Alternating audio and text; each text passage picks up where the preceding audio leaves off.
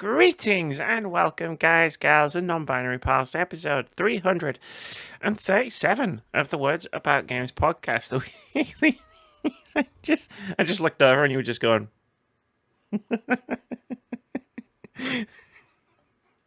Yeah, gaming podcast, Words About Games. I'm your host, Amy K. Alexander, and I'm joined this week by the surfer boy himself, Mr. Dapper Moody. How you doing? How you doing, baby? I'm back. I never went. But You never went anywhere this time. It's Friday. You know what that means. We're going to talk about video games, and we're going to have a fun time. Yeah, I'm sure we are. Video games are nothing but fun. Hell yeah. I tried to see if I could get the sip sound into the microphone. You didn't. I slept. Mike's too good. I slept that quite dramatically, but it didn't get into the past the what's it called? The noise gate. It's got a fancy name because it's Elgato, and Elgato got a fancy name for everything. The Elgato noise gate. I saw. I see probably. I saw a fucking a ring light, because I've got the ring light, and I spent the ring light. I spent like 15 quid. If I look at it, you can see it. Yeah, you can through your glasses. You can. And I saw one, and it was a Razer one. So it's just the same as that one.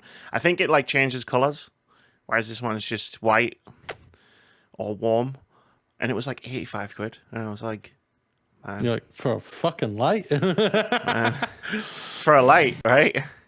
I don't think I've spent 85 quid on a combination of all of the lights in this room, and everybody knows I've got a lot of lights in this room. One of them you got given as a gift. Oh, yeah. Two of them. That one was a gift. That one was a gift. That one was a gift. You're right. You didn't spend any money on this fucking, did you? When it comes to your lights. That's not true. I bought the Nintendo light and the fairy lights. Oh, wow. Okay, and those fairy lights. And those fairy lights. And that ring light. And that smart 15? Light. And that lamp. Okay, 20 quid. Okay, maybe 35 quid. And that portable light. You remember the one that was way too bright? And the blind you just went. Ah! I'll tell you what, though. Makes a really good reading light. I was looking into buying a light for like a reading light. And I was looking at them and I was going, oh yeah, I should probably get one. They're not too expensive. Maybe I could get something I could stick to the wall, or just have a shoulder mounted thing or something. And I was like, What if I get a headlamp? That would be really funny. And then I was just like, wait, I have a light that I don't use for anything, and it's portable. Let me give this a go. Let me give this a go, and it works really well. So that light finally has a purpose in my life again. It's all about reusing things. I'll find a use for everything eventually. You always do. You always do. Oh, my eyes. But how are you? I'm good. Not bad at all. Cracking on with work. Coming home. Cracking on with work. Coming home. Cracking on with work. Same old, same old. Anything like that. So you mean you're leaving for work and coming back at some point? Yes. Otherwise, that's an interesting. It's wait, hang on. I know it's Groundhog Day, the day we're recording this, but yeah, true. Which is a film I have now seen. I've seen Groundhog Day. It is a good film. It is. It is a good film. I've never seen it before. Till last week, I think it was. Fabulous. Yeah. It is very, very good. I agree. How are you? I'm all right. Writing a Mass Effect video. How are you getting on? I'm still going to be writing a Mass Effect video for forever. Have you finished Mass Effect 1 yet? So I've been more focused on writing than capturing footage at the minute. I've got all the notes and stuff down, so I can just write without playing. Yeah. But obviously, at some point, I need to have the video available for eventually use. Yeah, for use. But right now, I'm just there's no rush. It's not like I have a deadline. True, that's true. You didn't give yourself a deadline. No, I was very smart this time. No, you can't. You didn't give yourself a deadline, but didn't you kind of give yourself an end date? If not, the 11/11. N7. N7. I did kind of say look, man, if this gets pushed out so far enough, I will just put it out on N7 day. Ow. If that's how long takes it you that takes, fucking that's how long. long it Just- takes, and I'll do just other delay it things till- like in between. Like Bioware might just release like a little poster of the next Mass Effect on N7 Day that day. Yeah, maybe. But it won't be of any significance. People, it'll microscope Oh, it yeah, like God, crazy. yeah. This little corner edge of that dot is very significant to this game, and I don't know why it is, but it will be. And then you'll just drop your N7, your Mass Effect trilogy retrospective. And it won't be nearly as in depth as any of that, because fuck that. Like if you zoom in on this one scene, I did actually find out, like, because I do research in these videos, right? Like whenever I'm like, I always do research to see if I can find like any information that I don't have, and do find out a lot of useful, like not useful, interesting things. Like for example, do you have an Alexa speaker? I do. Do you have it, like, is it in earshot right now? Like, can you talk to it right Nope. now? Oh. No. Next time you talk to it, ask it, does this unit have a soul? Interesting. Yeah. I look forward to getting your reaction to that. And these are just some of the things that you learn when you're crawling through Reddit, all the subreddits and message boards and Wikipedias and fan Wikipedias, and you just learn all sorts of things. Fantastic. I'm going to be that person who's just like full of useless minutia of, like, I'll be dropping like little Mass Effect things. Hey, did you know that? On this day, at this time, at this specific moment, in this angle? Yeah, basically. Thane, we'll do this dance. Wait, what? Yeah, Thane dances. Like, if you wait outside his door for 5 minutes and then walk in, Thane's just like so bored away and he's just dancing. How it be? It's like, this is the way.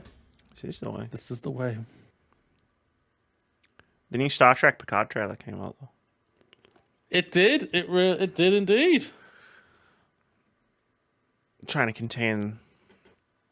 to set my expectations to the first 2 seasons still weren't very good, you know? So zero. Zero Like, expectations. no, that's not working. Like, The trailer was a good trailer. It's a good trailer. It was a good everybody's back, and this is happening, and this is happening, and it looks like fun. It looks like they're going to have some fun. And then it's like... Did you see the Sovereign classes as well? I did, yeah. We With had the an Enterprise. Odyssey class, which is the new Enterprise, and then we have Sovereign classes in front of it. I was geeking out more now, I'm not going to lie, man. Oh my god, I've watched it like 20 times. Like, not to be that person that like does the deep dive thing and is like, you know, oh, if you pause here and you see this, even though I saw some of that on Twitter, but I was just like, I'm just watching it to watch it. Yeah. I'm gonna watch it at least 100 more fantastic. times before over the When's next it 2 out? weeks. 16th. 16. So it's like 2 weeks. We're 2 weeks away from the next generation, season 8. I think we both have to have the first episode watched for when that podcast comes out that week. Oh, So we definitely. can both talk about it. Just to give it a 100%. quick little thing and a thing like that. I know you're waiting until it all is all out. No, but I not have for to this. talk about... No, not that. I was going to talk about what I was going to bring up, The Last of Us. Oh, okay. Yeah. The third fucking episode is peak television. Oh, I know. It's phenomenal. Can I just say before you want to talk about anything else? I don't even know if I need to watch The Last of Us TV show anymore because like people on social media have zero chill, and I feel like I feel like I've seen it already. You spoiled this. It's like everybody's going into so much, and I love that. I love that you love it. I love that The Last of Us has already pissed off the homophobes because like you ain't seen nothing yet, but. Like, I feel you know, when someone tells you a story and they tell you it so in detail, you actually feel like you were there. Like, that's how I feel about The Last of Us so far. I'm like, I feel like I've seen this already. I'm going to be watching it going, haven't I already watched this? Yeah. But sorry, continue. It is a phenomenal episode. It really is. Like, they took a character who was one note. I'm just going to say, I like Bill, but he's one note in the game. He's there to serve a purpose. But he's a one-note character to go from A to B. They change a one-note character and flip him upside down and make him relatable.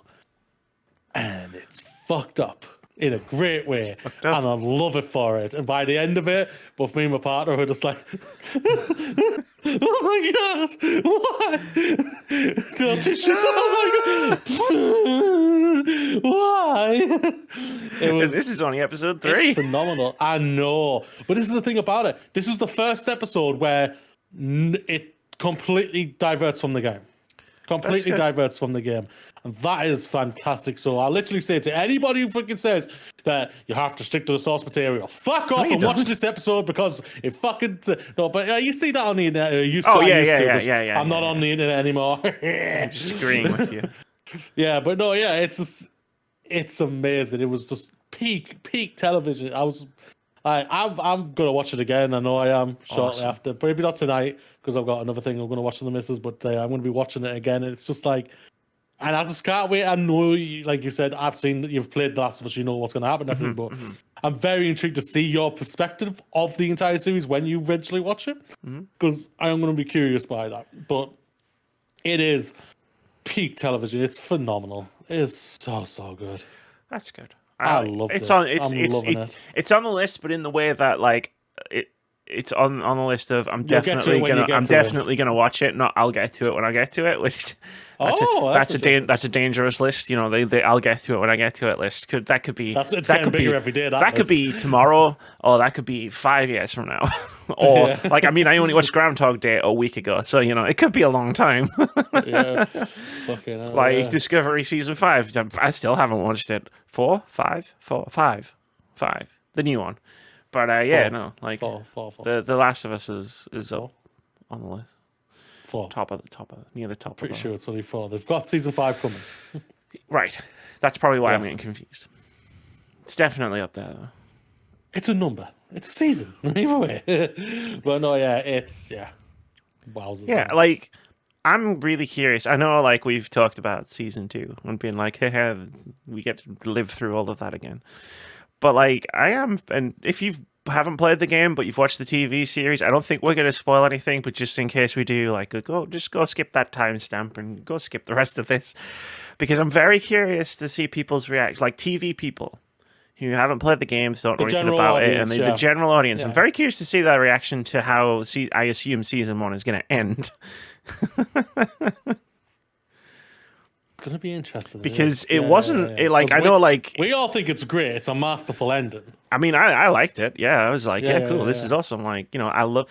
Like, but it's not non-controversial, if that makes sense. Like, I know it got any controversy that the ending of Last of Us 1 had was immediately dwarfed when 2 came out.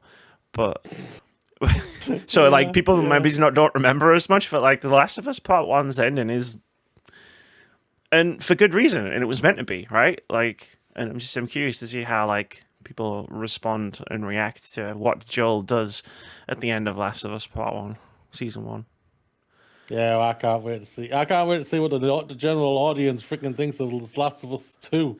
And I'm just, I like, I feel like I'm gonna enjoy watching Twitter or like whatever social media platform we're all using by then, like more than watching the TV show. And I say I'm gonna enjoy watching The Last of Us Season 2, but I will enjoy watching people who have no idea what's about to happen.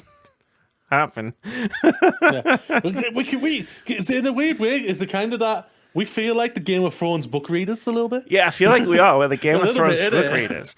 But like, so like, do you remember when we were watching Jeff Keighley's Summer Existential Nightmare and the Fox logo showed up on screen? Yeah. And I knew what was about to happen, so I just didn't. I didn't look at the trailer. I looked at you, because I was like, I want to see what Moody does here. I feel like that's what I'm going to be like with Last of Us Season 2. I'm like, I'm not watching the show. I'm watching you. I'm watching you, idiots. Because I want to see you lose your fucking mind the way we all lost our fucking mind playing the game. Yeah. I can't wait, man. I can't wait. I really can't. It's going to be awesome. But enough of The Last of Us.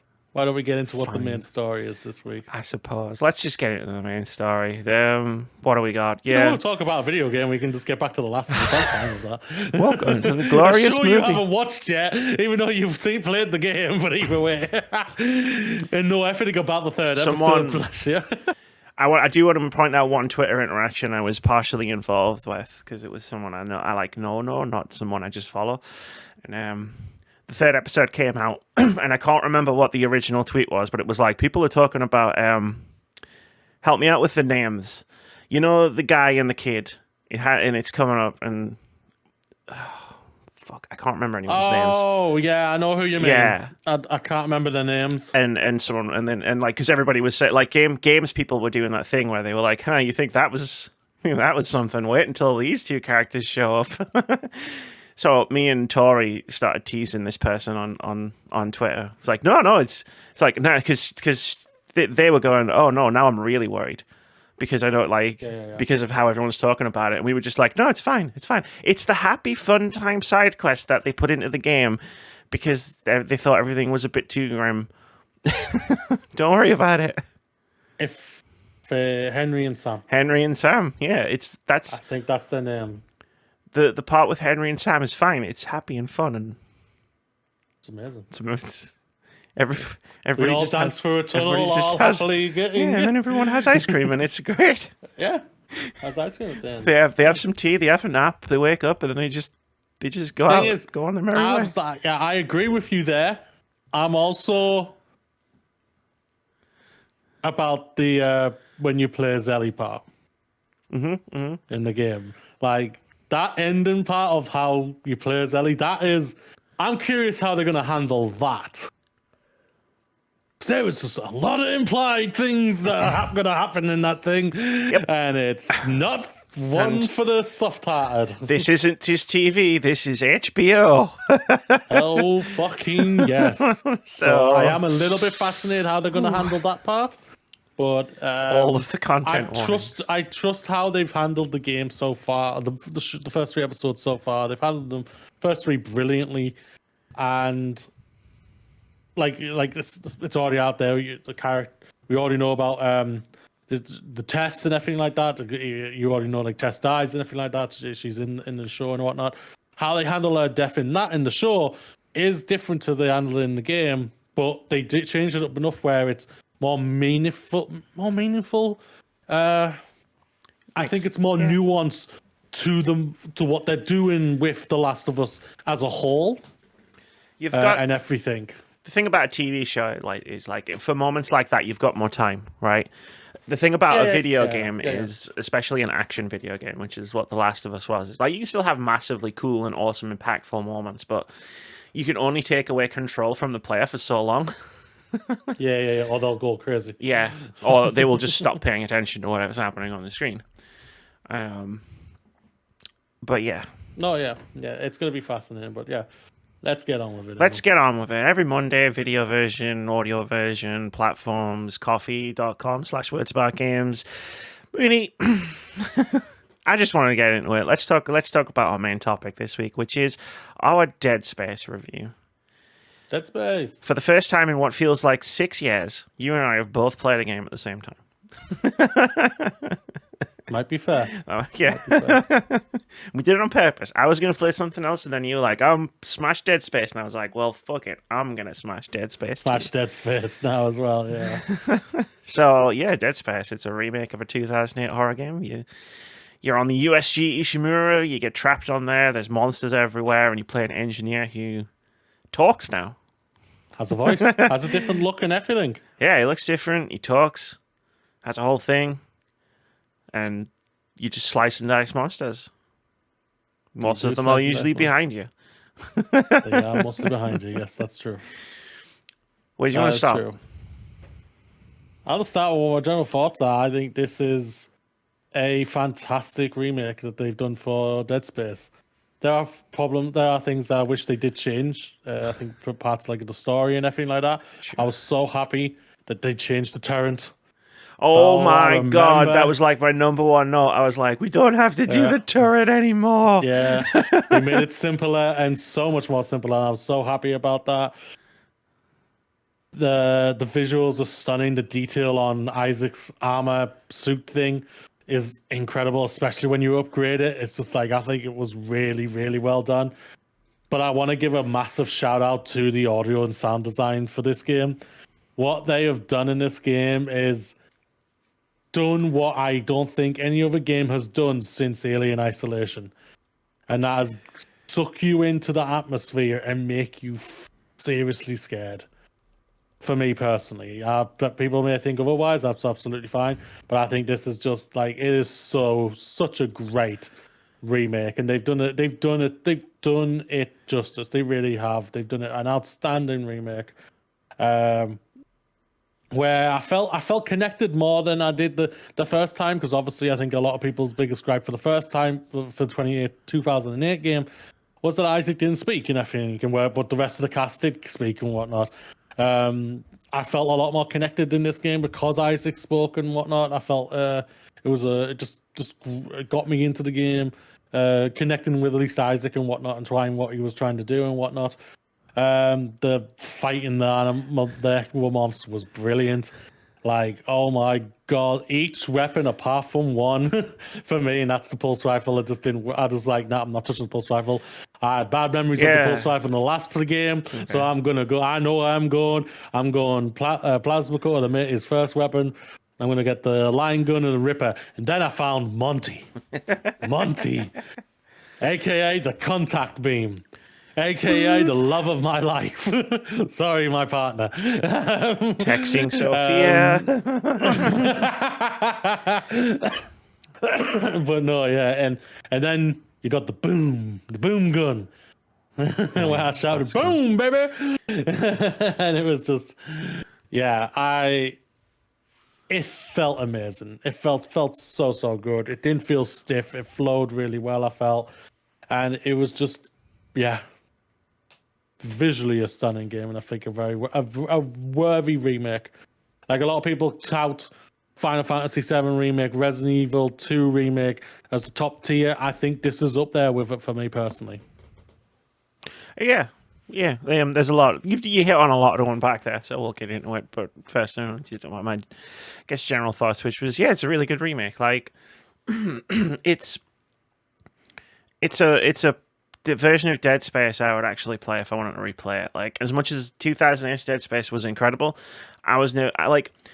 even if, like, I don't think I'm ever going to make a video about it, but, like, I would never go back to it just because it's such a fucking bastard to play. Like, it's the same reason it's the same reason I'm happy they're remaking Resident Evil 4, because, like, it's so hard to play because of the controls and how the movement works. And in Dead Space, they haven't, like, gotten rid of that. It's like Isaac still moves around like a tank and he's still slow, but that's because he's a guy in a giant suit of armor and he's meant to be, like, quite slow and quite deliberate. So, like, it works now, whereas I think the first time it didn't. It worked in 2008 because we didn't have anything better. But then, like, you replay it like you did in 2021, and it's like, oh wow, I hate this. Like, it's still an amazing game, but I kind of hate it as well. So I love the fact that exists, and I just love the fact that I played it with the intention of maybe, like, stopping at some point and just being like, when you get your fill of it, because it's like, hey, I've played this, and, like, they have changed stuff, and we'll talk about the changes as well. But, like, for the most part, it is very much, like, reminiscent of that original Dead Space experience. So, like, I was like, at any point, I could just feel like I could dip, and I'll be okay with that. I did want to at least get to the turret park, so I was like, please, they've got to fix this. They've got to fix this, and they did. But no, like, I'm on chapter 10 now, I think. So 3 chapters away. I'm, like, pretty close to the end of the game, so I might just like sit down for. It's only going to take me like a couple hours more to finish it, so I'll probably just do that. Like, I've cleared up most of the side quests. And yeah, we'll talk about that in a bit. The game has side quests now. And yeah, it's just like more or less a straight shot to the end of the game, and I enjoyed it. Like, shout out to the audio. I want to talk about the audio as well, like, in detail, but also shout out to the accessibility options that are in the game. Like, accessibility is the number one reason why you should remake a game. Because it's like you put in some fucking phenomenal accessibility options, and that just means that more people can play the game. and then we all get to re-experience Dead Space together. And there are some fantastic. Go on. There are some fantastic options in here. Like, I love the content warning system that they've placed in the game, where it's like you can turn on content warnings so that if you're about to walk around a corner and this woman is like slicing up some guy on a table in medical, turns around, looks at you, and then slits her own throat, you get a warning if that's about to happen. If you're sensitive to that. And you can also just turn them off altogether. Like, you can just turn it off. They're automatically off at the beginning of the game, and you're the one who has to turn them on. And this is the one thing I was not immune to. Thank you, Jeff Sterling, for the video. I saw your video. It's an amazing video, as always, from Jeff Sterling. Oh. But where they talked about it at the beginning, fuck off, you whiny bitches, complaining about a content warning that's not even turned on in the game at all. Mm-hmm. Fuck you. Yeah, you have to go in and turn it on, yeah. You whiny little snowflakes. Fucking hell, the right whine about the left much and say, thinking, they're going blah, blah, blah, blah, blah, blah, saying that we're snowflakes and everything like that. We're offended by everything. At least we're not offended by content warnings. You complain more than us. You complain more than us. And you complain over the most bare bones, pathetic things ever. You whiny little bitches. And that's it. That's one rant done. Yeah, it's one rant. I've got something to say about one thing. So I did turn on, like, and I'm thankful for this, that this is an option. I did turn on the single press QuickTime event option, where it turns all the QuickTime events and it's just single button pushes. Because you know what, Moody? They were in 2005 when Capcom invented QuickTime events, or whenever it was. I can't remember what year Resident Evil 4 came out. I was like, this is cool as fuck. It's a cutscene, but I still get to push buttons. In 2023, Amy's fucking done with QuickTime events. I hate them. How many QuickTime event games there's been? Yeah, I hate them. It's a pain in the backside, no doubt about it. So you give me the option to push one button, I'm in. You know what, Dead Space? Take it further. When you remake Dead Space 2 or you make Dead Space 4, whichever one you do next, just take it one step further. Let me turn them off. Just let me turn them off. You will have one very happy gamer if you let me turn those fucking things off. Yeah, that's a fair analogy. I won't lie. I'm curious. What do you think they'll do? Do you think they'll do Dead Space 2? I don't know. Like, I've seen people decoding, like, because in New Game Plus, there's like this extra thing, and you can get an extra ending, and decode like the marker things as you go through. And like people are talking about how there's hints that they're going to remake Dead Space 2. I don't know whether that's the truth or it's just like they're just like leading into Dead Space 2 because obviously that happens next. I don't think you need to remake Dead Space 2.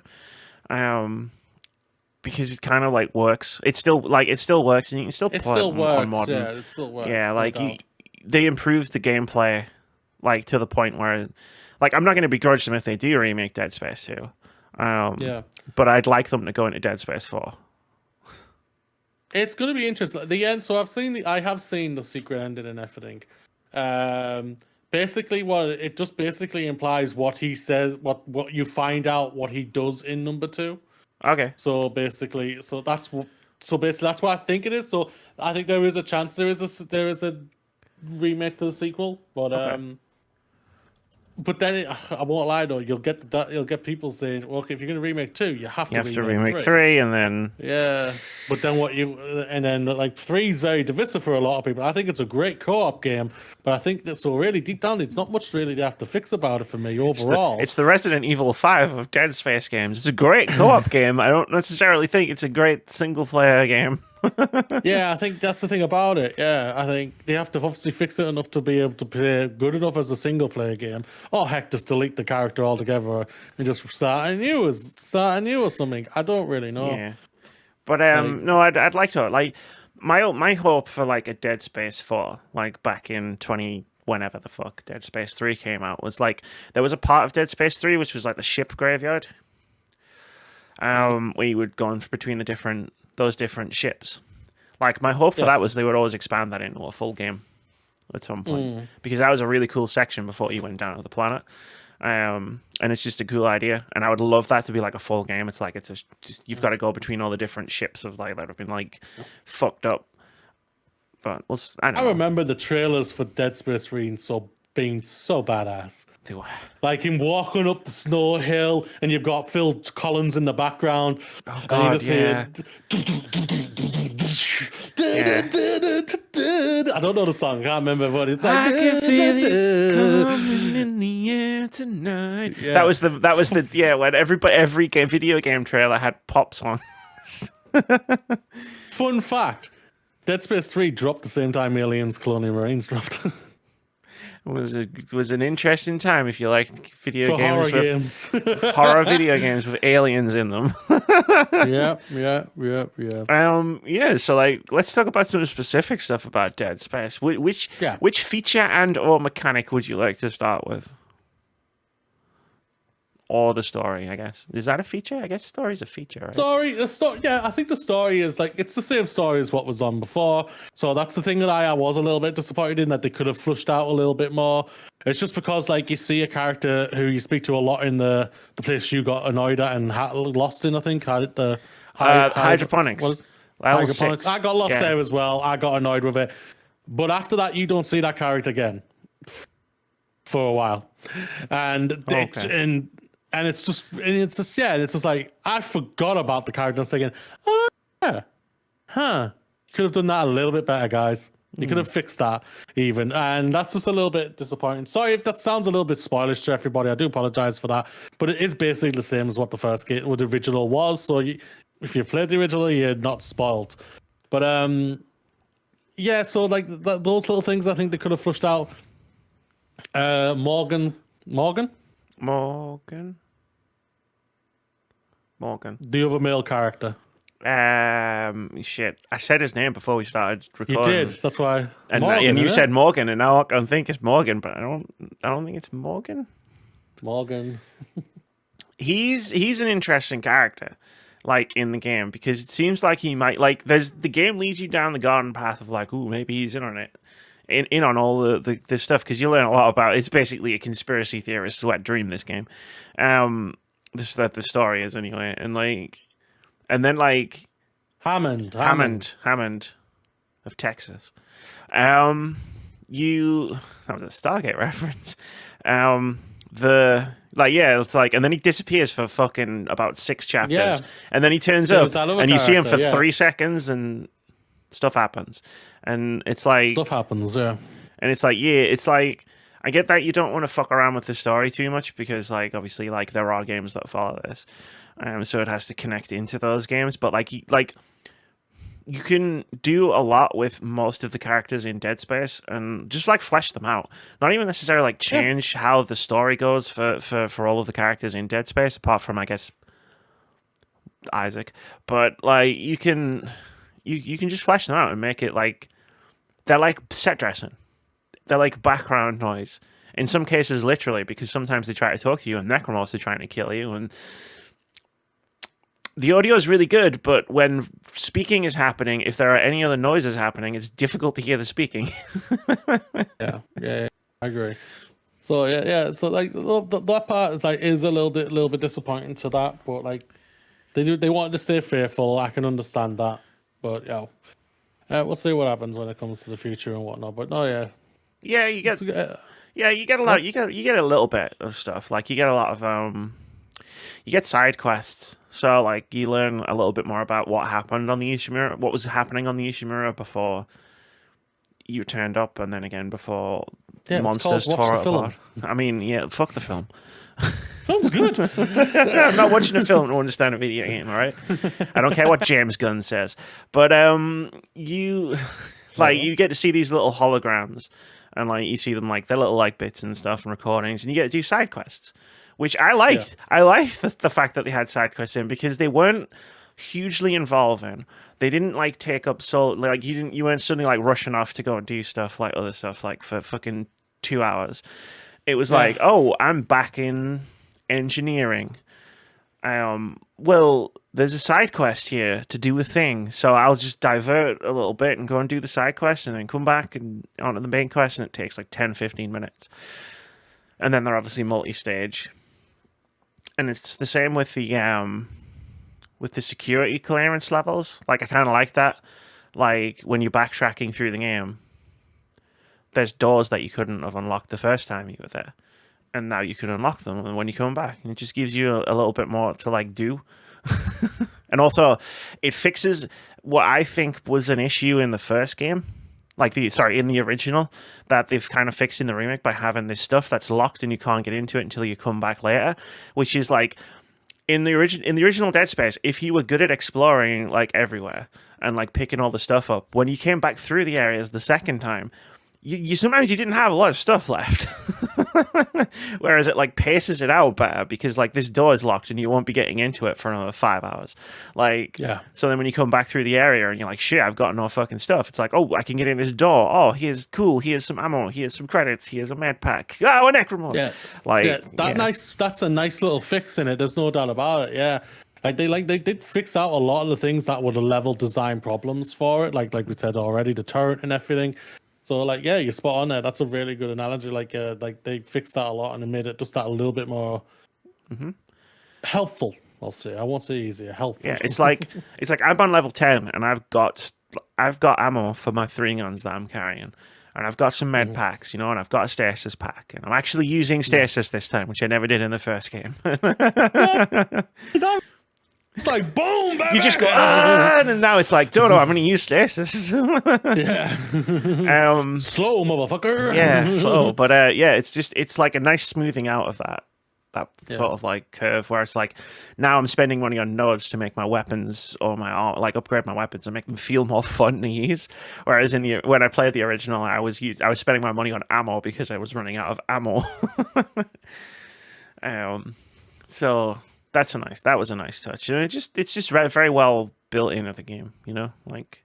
Yeah, I do agree with you there. It is very, like I said, those little fixes just help smooth the game out a lot more easier, make it a lot more smoother to play, and it's just like makes it more fun and more interactive as well because you're going through those parts anyway. Yeah, and it's like, oh, I need more ammo. Oh, hello, baby. Let me just check the map. I have your card key. Unlock. Yeah, let me just check the map real quick. Oh, cool. Come and take all my ammo. Thank you, I will. It's just like, yes. What else? It's really, really... Yeah, it's really good. Yeah. What else?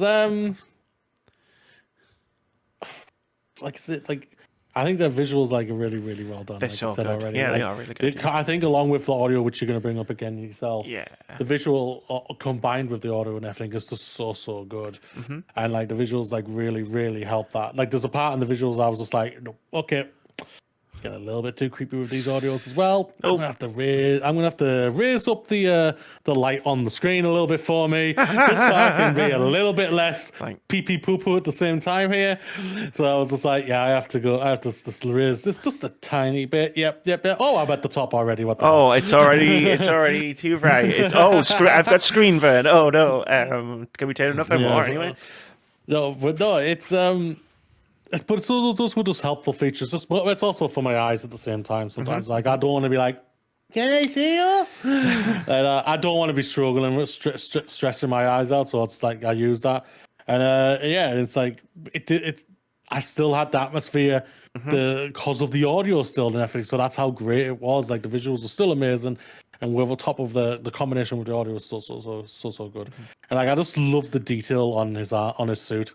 Like when you upgrade it and you see the pieces change, you're just like, oh yeah. It cleans off all of the blood that you covered. yeah. From chainsawing and the detail, like when you get blood on you, oh wow, the detail on that is like really, really well done. Yeah. Like the whole team, the artistry team and the audio team, like really worked their asses off to really give you a game that was just atmospherically awesome. I don't think that's a word, but I don't atmospherically care. Awesome. Not atmospherically is a word. I have everyone who sees pictures of my room is like, oh wow, you've built a really cozy room, because it's like, it's the fairy lights and it's very cozy until you turn on a horror game, and then all of a sudden it's very dark. And you're just like, Oh no! what have I done? turn the smart light on. Get it up to 100. Yeah. Like, oh, it's on red. That's worse. But like, yeah, no, like the visuals are awesome. I agree with you 100% on everything to add to that. The animations are really good as well. Like the Necronos need to be really well animated because they're essentially like they're not just like a monster. It's like it has to be a monster that you can disassemble. Like because you have to take it apart limb by limb because that's how the combat works. You don't just shoot things in the head. Like if you shoot it in the head, it's still going to come at you at full speed. Shoot it in the legs. Pro tip from me: shoot it in the legs. Shoot everything in the legs. Yeah. Always the legs. Never go high, go low. Yeah, but then like go high because it's already low. Yeah, and then yeah, but yeah, no, like the animations for everything is really really smooth, and I really enjoy it. I did have a funny one just before we started recording. I was playing, and I was doing the bit with all the fire, and like. You go up one side and you time your runs and then you put the boxes down. And then like I was like, wait, so like there's a path in front of me and there's a path to the right and around. So I'm like, which path is the path that I'm looking for? And I hit the object and I stopped in a place where I thought I was safe from fire. And I was like, which way do I go? And I did the thing where you go bloop and it shows you the line and then it spun the camera and I went, oh, okay, I go that way. And then it turns out I was standing in front of the giant fucking like jet engine thing. So I just went bloop. Oh, cool, it's that way. Like Isaac just sets on fire and then like crumples slowly to the ground. And then there's a gap in the floor between the floor and where the jet is. And he just started slowly sliding down it as the death screen was happening. And I was just like respect to the developers for putting that in. Yeah, no doubt about it. It's just he slides like he's going through a letterbox. Yeah. Other thing I really liked what they did with the weapons this time around. Instead of buying them, you just get them find throughout them. the game. It's amazing. Yeah, you find them. It's such a great. Why not? I don't know if this actually is on as many games as it is, but it just seems like it's not. Isn't as much these days. But that sounds stupid when I'm saying it. It completely freshened it all up because each time you got the gun, it was basically saying to you, use this to learn about it around this area because you're going to need it. I know you didn't because I know you basically got the flamethrower and just threw it away. I did. I got the flamethrower and I went nope. full Alan fucking Ripley on the shit. Oh my god. The flamethrower was my baby, apart from Monty and the boom boy. But flamethrower was like my third best favorite weapon. I was just like, yeah! Burn, baby, burn! I don't know if you get stats at the end of the game for like your favorite weapons or whatever, but the Ripper's definitely going to be mine. Like, because that's the one. Ripper, I would say, is my fourth favorite weapon. I would say Ripper. Like because Ripper's like a great offensive defensive gun. Contact's just full power. It's just like I'm going to burn you. It's a giant phaser. See, that's a good way to describe it. Because you've been doing Alien 1. With the flamethrower, and I've been doing Alien 2 because my third choice weapon was the pulse rifle. It's game over, man. Game over. Yeah. Game over, man. And then I tried the alt fire because I was like, and the alt fire in the original, the pulse rifle shoots in a circle, right? Shoots it up and spins. It's in spins. So I tried that. Yeah, they've changed that. It's a grenade launcher now. It's like it's like I don't know if it's a grenade. The pulse rifle. Yeah. Because I tried it. I was surrounded. In fact, no, I wasn't. I was, the I can't remember what it's called, the regenerator. The hunter thing that fucking you can't kill and you have to run away from. Yeah. Level 5, I think it is. Like I was like surrounded in one of the things and it was coming and everything was coming. So I was like, "Fuck this, pulse rifle!" And I thought I was gonna go and just like clear myself some space. And all I did, because there was nothing in front of me, and all I did was just shot it. And then I died because I got from behind. I was like, "Oh, oh dear." I need to replay this game now just to play this pulse rifle and have the pulse rifle flamethrower as my combination. Yeah, baby. But then the thing on the wall, the thing on the wall that spits out the little things. Shooting them with explosives is really helpful. Oh, I bet it is. I hate those things so much. There's so much about this game I hate, but in that way that I like the game. I just hate having to deal with X, Y, and Z. Yeah. But the weapons just was really cool, and I love the fact that you pick them up as well. Like instead of buying the weapons from the store, you buy the upgrade. You can buy upgrades for them because their whole upgrade path isn't actually open from the beginning from when you get them. And I think that's a really cool thing because most people are only going to focus on 2 or 3 weapons because you're only going to have the nodes to really focus on a couple of weapons. Like I've done 3 to like quite high. And I've still got a couple of levels left, so like maybe if I added a 4th one, I could do a 4th one as well. Or I'll probably just upgrade Isaac's suit, to be fair.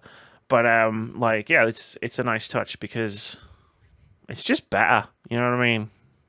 Yeah. Like, just give me the weapon and let me decide whether I want to use it. Don't make me buy it with money that I could use on something else to see if it's good, and then I find out actually it's not good. Like, if I'd have bought the flamethrower, I would have been like, can I get my money back?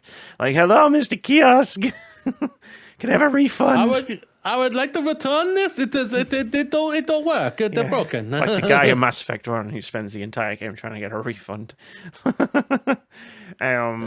But yeah, no, it's cool. Can I say one thing that just annoys me? Pure annoys me. Not in a, it's actually fine way, just I hate. The objective marker that you use where you click the stick and it goes bloop and then it shows the line. I fucking hate it. It spins my camera around. You try to use it when you're in 0 gravity. Like, I can never get my fucking bearings. But the worst part is, the part that annoys me about it is you have to stop moving for a good 2 or 3 seconds when you're using it, because you just stop dead. And the first time it really pissed me off was in that level where I was running away from an unkillable enemy, and I was trying to find my way around, and every time I got lost, I had to stop for 3 seconds, put my hand out to find the line to go with it. And then the second time I got really annoyed was in hydroponics when there were fucking enemies spawning everywhere, and I got lost because of course I got lost. And then like from then on, it was just like, this is just annoying. Like, please just let me not stop moving while I'm using this. That's all I want. I hate it. Yeah, the hydroponics was a pain in the backside because like there's a part that you need to find, and I was just like, where? Well, I don't know where this thing is. Tell me where it is. So I is can it the thing on the other side of a wall you can't get past? It's like like a flesh wall, and I was just like, how the fuck do I get over there? Yep. And like I'm dying because there's gas in the room, but there's 6 necromorphs banging on the door, and I'm just like, but why? So please. Yeah, not like this, please. Yeah, I'm not. Yeah, it's a little thing, and it doesn't ruin the game in any way. It's just like every time I have to use the damn thing, it's just like I don't want to use this. I'll open the map, but the map doesn't pause the game. Yes, it doesn't. Yeah, which actually I don't mind. I don't mind it, but it is just one of those things where it's like I'm spatially challenged in video games, where it's like sometimes I will be able to know exactly where I'm going, like, but most of the time, if you put me in a corridor. Like, I can, like, with 2 doors at either end and nothing in between, I can get lost. In fact, I did. Yeah. I did get lost in that exact scenario because one of those little fucking head things with the tentacles grabbed me, and the cutscene spun me around. Right, so I just started walking the wrong way, and I was like, this looks a bit familiar. Like, am I going the right way? So that literally happened. I got lost in a fucking straight line. So that was one thing that annoyed me. Do you have anything else you want to deep dive talk about Dead Space? On my end, no. You want to bring up the audio one? I just want to shout out the audio again because it's like, good audio design. A lot of the times it can go unrecognized because you're kind of not supposed to notice good audio design. That's the whole point. But the audio design in Dead Space is exceptional. Like, I hate it because, like, you walk into the bridge, for example, just big, huge open space, and sometimes you'll get ambushed there. But like and at any point you could just hear necromorphs all over the place. Like, it never stops. Like, even when you're perfectly safe, and you know you're perfectly safe because like you're in a room that just quarantined and you've killed everything and the quarantine's lifted, so you know. For 100% certainty, there are no more necromorphs in the room. Because if there were, then an alarm would go off and all the shutters would come down. But you can still hear the necromorphs in the other part of the ship. And then someone else, and then you'll hear someone scream in the distance or something. And it's just like, it's so unsettling in a really good way. Like, and everything just works really well about the audio design. And I like to shout out good audio design because again, Yeah, it's the not, audio design is. I think it's the peak thing about this game, personally, and I don't mean that in a nasty way. Bad, negative to the rest of the stuff. Like we've praised a lot of the rest of the stuff already, and new stuff they put in, but like I felt like I was in the room in the Ishimara. Like I felt like I was there, and that's what like good design does and everything. It makes you feel like you're there, and that's a like shout out to them and everything for it. I think they did an incredible job for it, and it's like well done. yeah. If there's one place you don't want to be, it's the USG Ishimura. You really don't want to fucking be in there. Yeah. So the only thing I have left to talk about on my end is the one last final negative I have, which really, really irritated me because I noticed this after. So I bought the game on PS5. Okay. Price wise for PS5 is £69 and 99 pence. So basically a 70 quid bit. It's a 70 quid game. Yeah. If you go on Steam, you can buy it for 50 quid. Yeah. I'm not impressed with this EA or PlayStation sizes these prices. I don't really give a flying fuck. That is disgusting. That is absolutely disgusting to know that you've got a product that you're selling £20 cheaper on another platform, which arguably, if you have the right PC, will be more powerful than the PS5. Yeah. A lot of games, like a lot of AAA games, are generally cheaper on Steam than they are on consoles. I've never truly noticed that because I've never really looked. That's maybe on me. I hold that. That's maybe on me. That type of thing. It used to be. It used to be. PC gamer. It used to be consistent. But in recent years, like there's companies like Square Enix that have like just put like all like even like PC games are 70 quid. But like it used to be, yeah. And I'm just talking about the last time I was a proper PC game, it was like just before the PS4 came out. And yeah, I'd buy games on Steam because they were cheaper than new games were either 30 quid or 40 quid. But people keep saying, oh, the price of games hasn't gone up since the 80s. Like, I bought Saints Row on PC for £30 brand new. Fuck off. But yeah, no, like it sucks. Like the £70 price point just sucks in general. But like the fact that like, yeah, it's like if you have a PC that can play Dead Space, it's like you can get it for 20 quid cheaper. That's not on. I'm not gonna lie. That really isn't on. That's really shitty of them. Really, really is. And I just I didn't notice that, and it's just it's crazy. Why they're saying they have to raise it up and everything? No, you don't. You've literally proven that you don't need to raise it up then, because you're keeping it £50 on PC, so you don't need to raise it up on the consoles. Yeah. Video game development is expensive. Yes, many things are. You're also a video game maker, so it sounds like a you problem. Yeah, no, like it's 70 quid because that's just how much PlayStation games cost. You know, they decided their games were going to be 70 quid, so they can get away with charging 70 quid for Dead Space on PlayStation. And those of us scrubs who don't have access to a PC, because literally, like, the cost of all three of the consoles is lower than the cost of a PC. You know, cost-benefit analysis, right? It's like... Yeah. It's like a break glass moment for me a little bit. That's good. And maybe it's... I should have known it earlier or realized it earlier and everything like that, but like it really annoyed me when I saw it. I was thinking, are you fucking kidding me? You are absolutely kidding me right now, aren't you? No, you're not. It's no 50. It's 20. It's £20 cheaper. It is.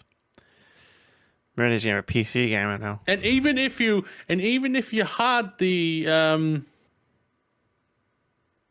EA All Access thingy on PS5, which you have to pay for, you only load it by like a tenner. Oh yeah. I'm just like, wow, yay! I'm saving. I've just spent £10 to save £10 or whatever it is for. I know, right? Like, if I didn't have Game Pass, I just wouldn't touch EA Play at all. I don't think. I think the only reason, you know what I mean? Like, the only reason I've got EA Play at all is because I got Game Pass. But Yeah. Cool. Segued into a little rant about video game pricing. I love it. I'm not impressed, Timmy. But you know what he is impressed with? Dead Space. Yes, I am impressed with Dead Space. Like, well done to the team for all that. Yeah. You've done an incredible job. It was an awesome game, awesome time, awesome experience. Great game. Remakes like this usually aren't my bag, but here we are. I played it and I enjoyed it. Yeah. Boom, baby, as Boom. Moody says. Boom, baby, boom. Boom, baby, with money. Let's quickly do let's quickly do an indie game of the week, and then we'll move on because it's 50 minutes in. We can talk when me and Moody both play a game at the same time. It turns out we can go on. I love it. Remember our 2.5 hour Last of Us Part 2 review? Hell yeah, I remember that. It was a good day. You can check it on youtube.com/words about games UK. Hell yeah, you can. All right. But for right now, we've got an indie game of the week. This is something we do every week where we talk about a cool looking upcoming indie game that we think is cool. This week's indie game of the week is Shardpunk Verminfall. In Shardpunk Verminfall, you are already lost. Now you need to run for your life while saving as many people and pieces of equipment as possible. Keep on moving and use every skill and item at your disposal to reach the safety of fusion core operated bunkers. Put together a crew of survivors and use a range of steampunk weapons and bots to scavenge for resources, slow down the horde, and reach safety. Shardpunk Verminfall mixes turn-based tactical strategy with RPG, survival, and resource management. From battle tactics to the most difficult decisions on who should receive the last med pack or rations, you'll need to take charge and hopefully live with its consequences. The rat swarm has breached the walls of the capital and flooded the city with its vermin horde. Push through 3 districts with progressively more vicious enemies, rising emergency levels, and supplies that dry up like blood from a knife wound. Constantly on the move, you'll scavenge bodies and resource crates, risking that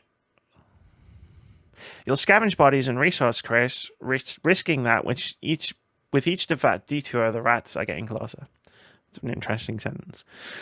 This is being developed by Clockwork Pilot and published by Retrovibe. It's coming Q1 2023 PC via Steam. There's a link in the description down below wherever you're listening to or watching this podcast. So go click it, go have a look at the game, and if it looks like something that you might be interested in, give it a wish list because wish lists are important. As Moody knows. That is true. That is very much true. It is very much true. Moody? Timmy. I didn't just play a game from 2008 this past week. I played a game from the 90s. Yeah, I can't help you here. This is all you, sweetheart. I played Goldeneye for the pure and simple reason that I tried Hi-Fi Rush and rhythm games I don't usually get into. So I tried it. I appreciate why everyone loves it, but I was like, no, this isn't for me. But then Dead Space didn't. I know quickly. I think it's funny that game apparently has outperformed Forspoken.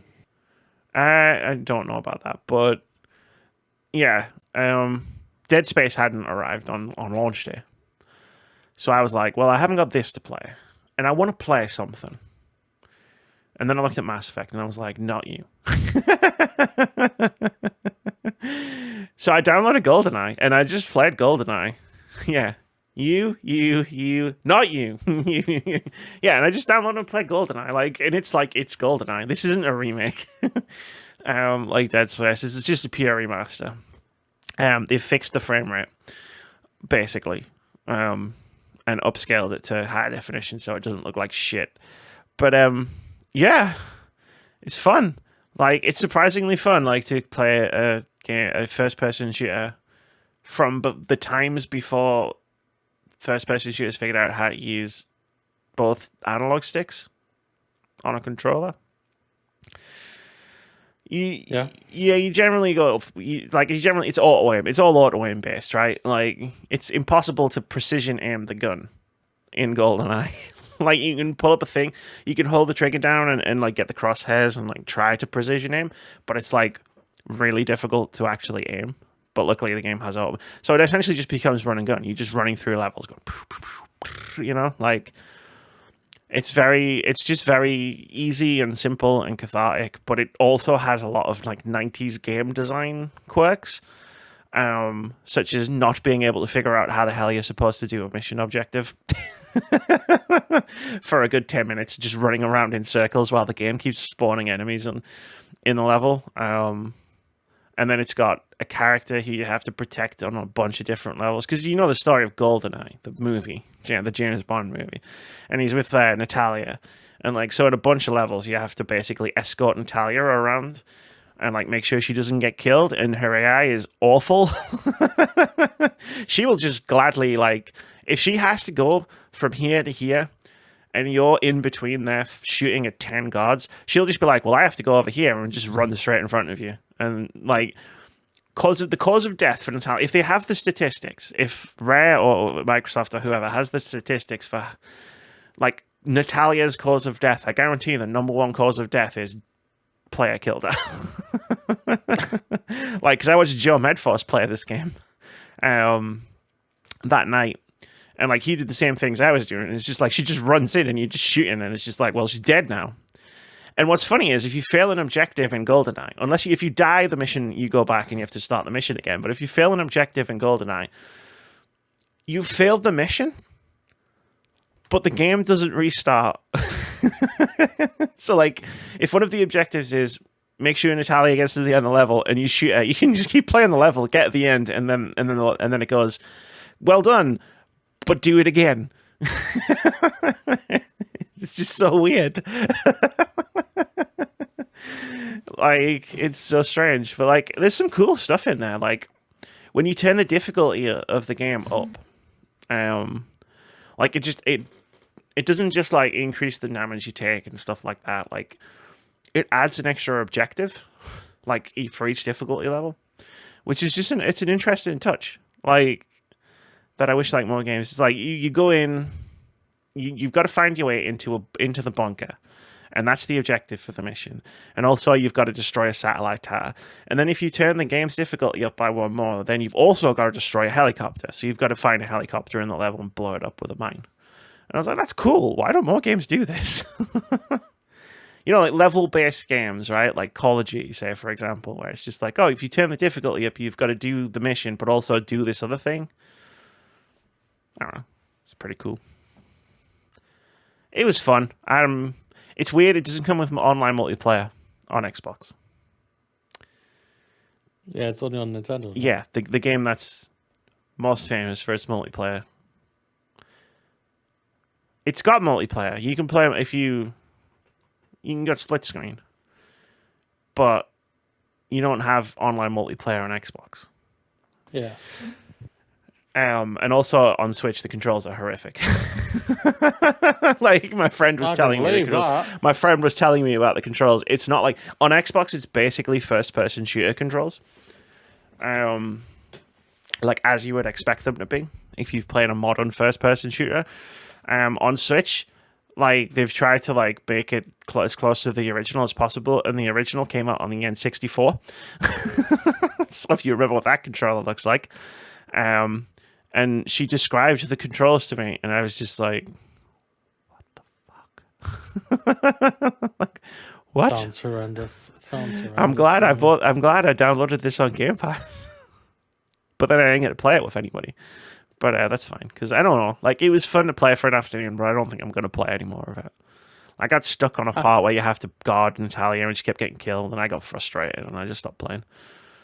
I didn't even realize it was coming out this early until you said something about it, and I was just like, wait, really? Mm-hmm. So I was like, ooh. It's a fun nostalgia trip. It's a fun nostalgia trip. Like, nostalgia sells. It's not. I love nostalgia, but I was never going to go back to the Goldeneye nostalgia. There's no doubt about it, sadly. Like, it plays better than if it has they any right remake to. it, like do a full-on. Sorry for putting in there. A full-blown proper remake on that game. That could be something that's badass. Mm-hmm. But they won't. Hopefully they will actually. Hopefully they'll get enough traction on this, and they will decide let's fucking do it. Fuck it. Let's give it the 4K high-res resolution. Let's make Pierce Brosnan look so good. He's never looked so good ever. Let's give this the full 4K high definition, 1080p 60 frames a second remake of Goldeneye, and then someone will sit down and go, "Hey, what's the story of Goldeneye? Like, what do we actually have to put in this game?" And then someone's gonna go, "Oh dear." Oh, this came from the 90s. She's called what?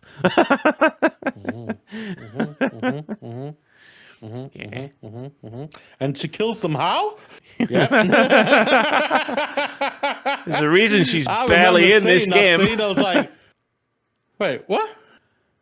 I was like fucking 12 or something at the time. It's like 10 years older than something. I didn't have it. Me, so I would be 11 or 10. When did Goldeneye come out? Like, it Goldeneye, was in the 90s. I know it was a 90s. It's definitely a 90s movie. Fucking Xenia on a top. Fucking fuck. 1995. 1995. So yeah, I was like 10. I was 9. I saw that at 9. I was 10. I had no concept of what the hell was going on with that, and like everybody was laughing about Xenia on a top, and I was like, it's okay. Like, is it because she kills people when she's on top of them? Yeah. Technically, yeah, but yeah. Yeah. That's not me trying to cancel fucking Goldeneye or whatever. It is what it is. Boris was in it. The guy with a pen. I am invincible. There's no voice acting in the game though, so when he says it, it's just text on the screen. Not quite as impactful. Also, you can kill him. Like, you can straight up just shoot him. And Natalia's like, "Why did you didn't have to do that? That was very mean." And it's like, oh yeah, okay, thanks. To be fair, I just killed like 50 fucking Russian guards on the way to the objective thing, and I just saw him and shot. I just opened fire. I didn't even realize he was an NPC until she started having a go at us. Yeah, true, I was like, oh, shot him before he shot me, just because he didn't have a gun. Like, but this was fun. It was a fun time. If you've got nostalgia for the 90s or for like GoldenEye or for James Bond or something, give it a shot. Just very old game. And as someone who makes videos about old games, I'm used to it. But like, if you're not used to it, it can be a bit of a shock to the system. So why I'm not going to touch it? Fair. I have not played it since the Nintendo 64. So I'm yeah, not going back. I played a lot of GoldenEye. I played a bit of GoldenEye, but we were more into Perfect Dark than we were GoldenEye. Like, in terms of like player time, we played 100 hours of Perfect Dark easy. Which doesn't sound like a lot in the modern day, but we got to remember was we were kids and we were doing it in the same house. We were only allowed to do it for like an hour or two at a time. True.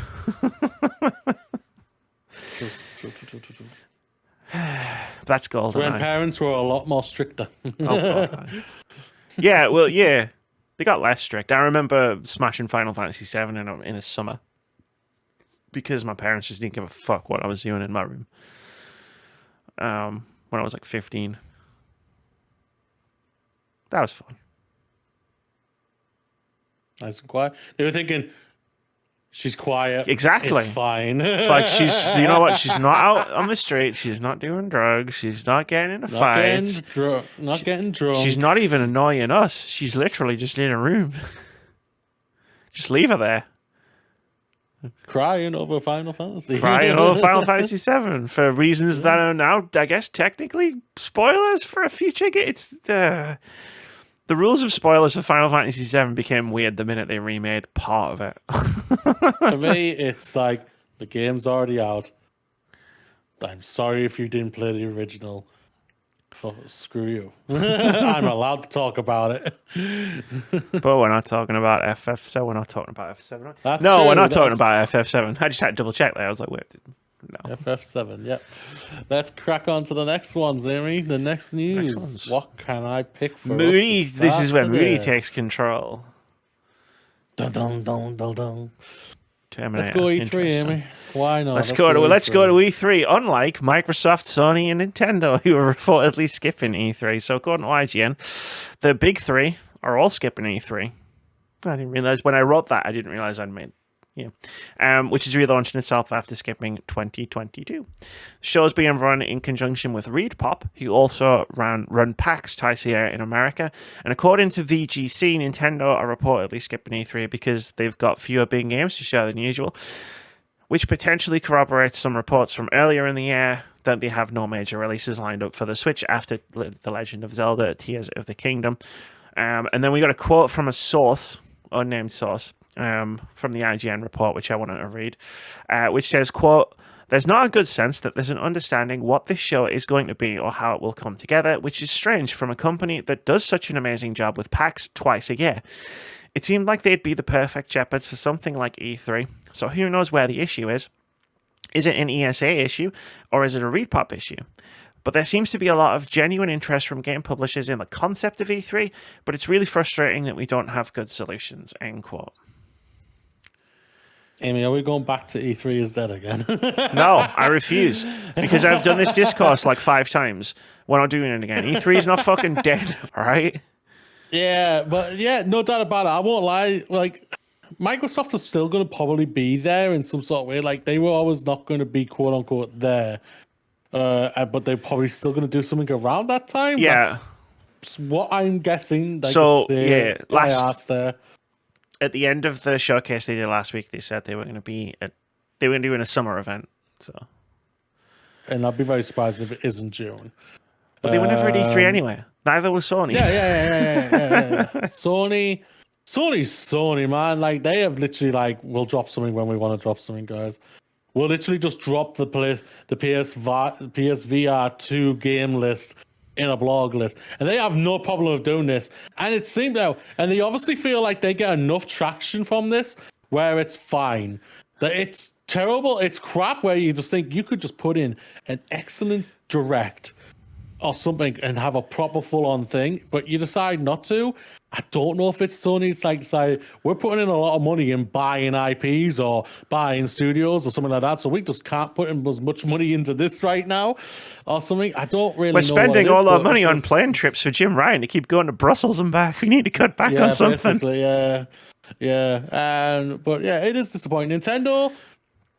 Nintendo's, it's not surprising if what they're saying is true, that they literally only have one big release, and that's Zelda this year. Which, let's just be frank here, we know that's going to sustain them for probably 2 years. Well, yeah, so the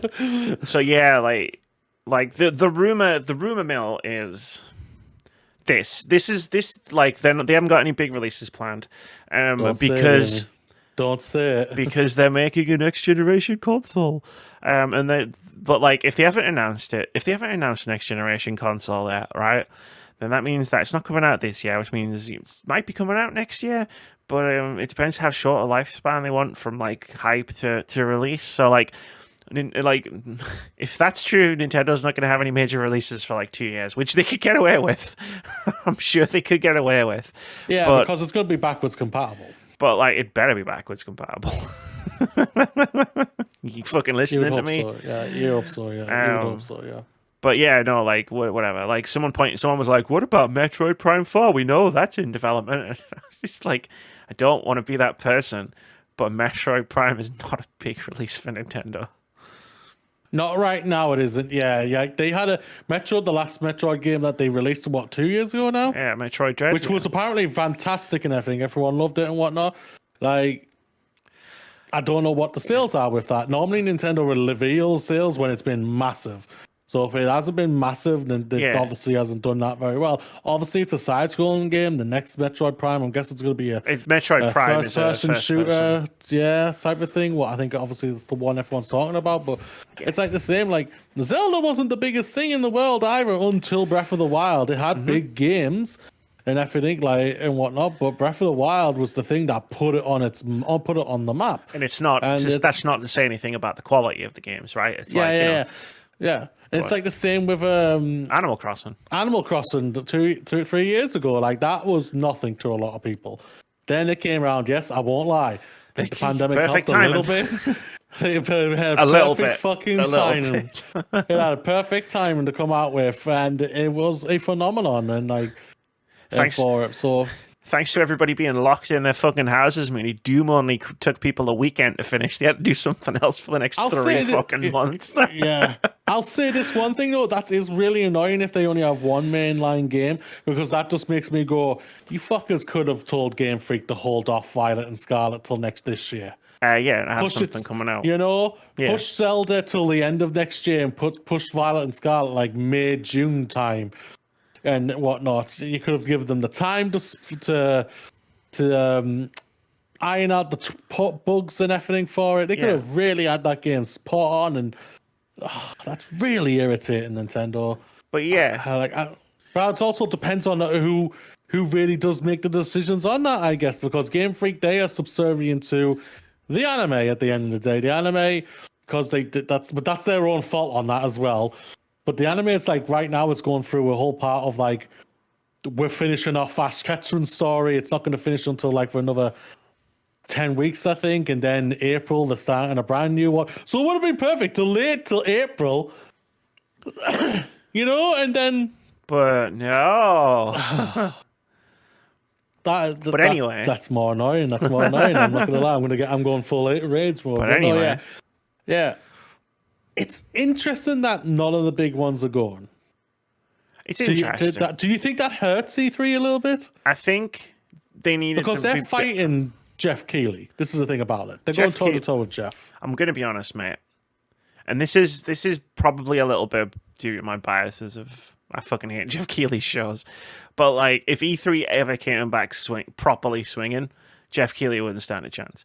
Like, Jeff Keighley does a great show this year, and he does a great show next year, and then in 2025, E3 comes out and is like, cool, we've got Microsoft, Xbox, and Sony are all coming back, and we're doing a big show. Like, it doesn't matter how good the first two with Jeff Keighley was, it's going to blow him straight out of the water. Like, yeah. So, in a fight like that, if E3 ever actually gets its shit together, Jeff Keighley loses. But does E3 ever get its shit together is the question. And I don't know that it does. Yeah. I don't know that it does. Yeah. Like, they've brought in somebody who runs shows to run this show. Yeah. And, like, they can't get it right. And there might be something to do with ReedPop, maybe, and the way that they're trying to organize this and the way that they're communicating with Microsoft, Sony, Nintendo, and everybody else. Because as the quote even says, like, people want to do this, but you've got to, you know, they're not just going to turn up for nothing, right? So it's like, you've got to give them what they fucking want. And you've got to give them you've got to be able to put on a good show, right? Because otherwise everybody can just do their own stuff. Yeah, true. Like there's like the quote says, there's genuine interest from game publishers in the concept of E3. But for whether it's the ESA or whether it's BreedPop or whether it's both, like something that they're doing to try and organize E3 isn't resonating with the publishers. Yeah, it's putting them off. Yeah, which I won't lie. I think Nintendo, because they only got Zelda, Nintendo probably wouldn't be there even if E3 was coming back or not. Yeah. It's like it's disappointing. Like we were talking about, like doing a thing for E3 and everything like that. Right now, I'm just feeling like the air's been sucked out of me, and I'm just like, should we really be doing this type of thing? Still do the thing that we were thinking of, like. Oh yeah. But I mean, there's no reason we couldn't. Like, there was no E3 last year, but there was still a bunch of stuff, right? You know, you're still gonna have Jeff Keighley's existential dread of summer nightmares to go through, and guess what? We can do that together in person, and it'll be more entertaining for everybody else, and we just have to suck it up. But then we also have the cool stuff, like there'll be another Microsoft showcase where they show us what's coming out in the next 12 months, and then they can delay half of it, and then there'll be the Tribeca Games Festival thing. Like, which is always a good time. And then hopefully there'll be another Day of the Devs. You remember how cool Day of the Devs was last year? Yeah. Like, so, and then there'll be a Wholesome Direct, and there'll be all this other stuff that we can do. Like E3, whether it's called E3 or not, that time of summertime is still not going away. So there'll still be plenty to chew on. And we're in the middle of the console cycle for PlayStation and Xbox. So we're getting more and more like bigger announcements and stuff. Yeah, it's gonna be interesting. Xbox shows Forza and Starfield again. Why the hell not? Let's go Forza and Starfield, Amy. Why not? Feel like you just led us right into it, so let's go into it. I'm making like so many veiled comments about it. So Moody, have Starfield and Forza been delayed? That's the question. They were both supposed to launch before June 2023. No, we're not at June 2023 yet, so I understand where you're coming from. Oh yeah, like I've got reasons for saying this. Yeah. The last, if I remember rightly, the last conference that they did, last week, 2 weeks ago? Yeah, what we talked about? last week, yeah. Did they say that they're going to do a standalone Starfield thing soon? So there's going to be a standalone Starfield at some point. They didn't say soon. They just said at some point, which makes sense. Okay. Starfield is a huge game, and it is going to be huge for them. Well, I mean, in size and scope, if not necessarily in impact. It's going to be a massive game. There's going to be 100 planets, Moody. Get excited. Does that not excite you? Yeah. But yeah, so like Forza was at the showcase and they didn't give it a release date or a window. They just said 2023 when all the other games got release dates. One of them got released. Starfield, obviously it not being there wasn't a surprise. But like looking at the release dates for the games that they now have on their schedule from their like first party stuff, it's like, where does Starfield even fit in this schedule now? Where it's not stepping on someone else's toes. Yeah. That's why I've thought to ask. I think they've always had. So I'll answer. So I'll sort of say Forza first. I think Forza they've always had great success with Forza being a fall game. If that has been delayed, it's probably a smart idea to do it because it's a great fall game. But I think they got a lot. They've always had a great success when it's dropped in the fall. Starfield is a game that I think is losing more and more momentum each year it's happening and everything like that. Like, wasn't this game meant to come out 2 years ago? No, it was 11 last year. Yeah. Sorry. Yeah, to give the release date. Because they did it, yeah. In the first that's what I remember. That's where I got confused there. Yeah. I think Starfield's getting a lot. There's no doubt about it. The Bethesda fans are gonna be all over this. We know that they have a loyal fan base who adore their games, absolutely. Which is understandable. Like you've played a lot of the games as well, which you do enjoy and everything. And I've played a lot of games that they've done that I've enjoyed as well. I play a lot of the games that they publish and enjoy them. I'm gonna say no for now because God of War Ragnarok was late, slow on its release date. A lot of PlayStations actually hold hold back a lot when it comes to the release date. Like I can't fully remember, but wasn't Ragnarok like about 2 months before it was meant to come out? Ragnarok, then they just revealed the date. Again, might be speaking out my ass, and I feel like that's about right. But like a lot of things, but if it has been delayed, if Starfield has been delayed. Good on them on that because like I've rewatched that gameplay. I don't think it looks that great. I feel like it runs a little bit choppy, and I'm just like, you don't want this to go out bad as hell for me personally. That's not Cyberpunk it. Yeah, don't Cyberpunk. You can't Cyberpunk this. You can't because. I see what you mean because it's not just that they release a broken game, and you could say, oh well, all the Bethesda RPGs get broken at release, but like this will also be the first Bethesda RPG that gets released as an Xbox studio. Yeah, it's like, can you afford that? And everybody was saying when Bethesda got bought, they're going to fix their engine, they're going to give them more time, they're going to do this, and this, and this. They're going to put on the Xbox quote-unquote excellence, quote-unquote, to get this signed sorted. What we talked about last week, I think is kind of coming back a little bit more prevalent with that. I don't think they're getting really run very well right now, and that's why I think a lot of things is a bit all over the place for fans, for customers, for everything when it comes to it, and it's really, really worrisome. Like we've been talking about it like for years. Like like they've been buying up tons of studios, but it just seems like that's all they're doing right now. Where's Fable? Where's Hellblade? I'm sure we'll see Hellblade 2 again this year. I have faith in that we will see that. Fable, I'm not entirely sure. Will we see State of Decay 3? Going off what we talked about last months and everything like that, I don't think so. Will we see Perfect Dark? No. I'm going to say that right now. I'd be very surprised if we actually see Perfect Dark. What's a Perfect Dark? Yeah, basically. That is the game, right? Yes. Yeah, I was making a joke. Sorry. I know, but my brain then decided, wait, is it actually this game? No. Oh, no. She's fooling me here. No. And then, yeah, it's just like, it's a whole thing. It really, really is. And it's just like, I say yes for one, no for one right now. Okay. That's how I think, but I won't be surprised if they're both yes. Yeah. Where do you think? I think, yeah. I know I went on a tangent there. I think both. I went all over this. This is what I love. Like, now, instead of doing like full-on news stories for everything, now I just go, here's a question, and then boom, we've got a discussion. Let me go. And I'll just chime in every now and again. But I think yes to both. Like, I think with the release slate that they've thrown out for the games that are coming out between now and May, because in May was Redfall. Like, I just think there's no space for you to release Starfield. Like, Starfield is bigger than every game that they've got coming out in the next few months anyway. But I think that means that they probably don't want to step on their toes. It's like you could release Starfield in May, but you're going to sink Redfall. Like, and why would Xbox do that to another game that they own?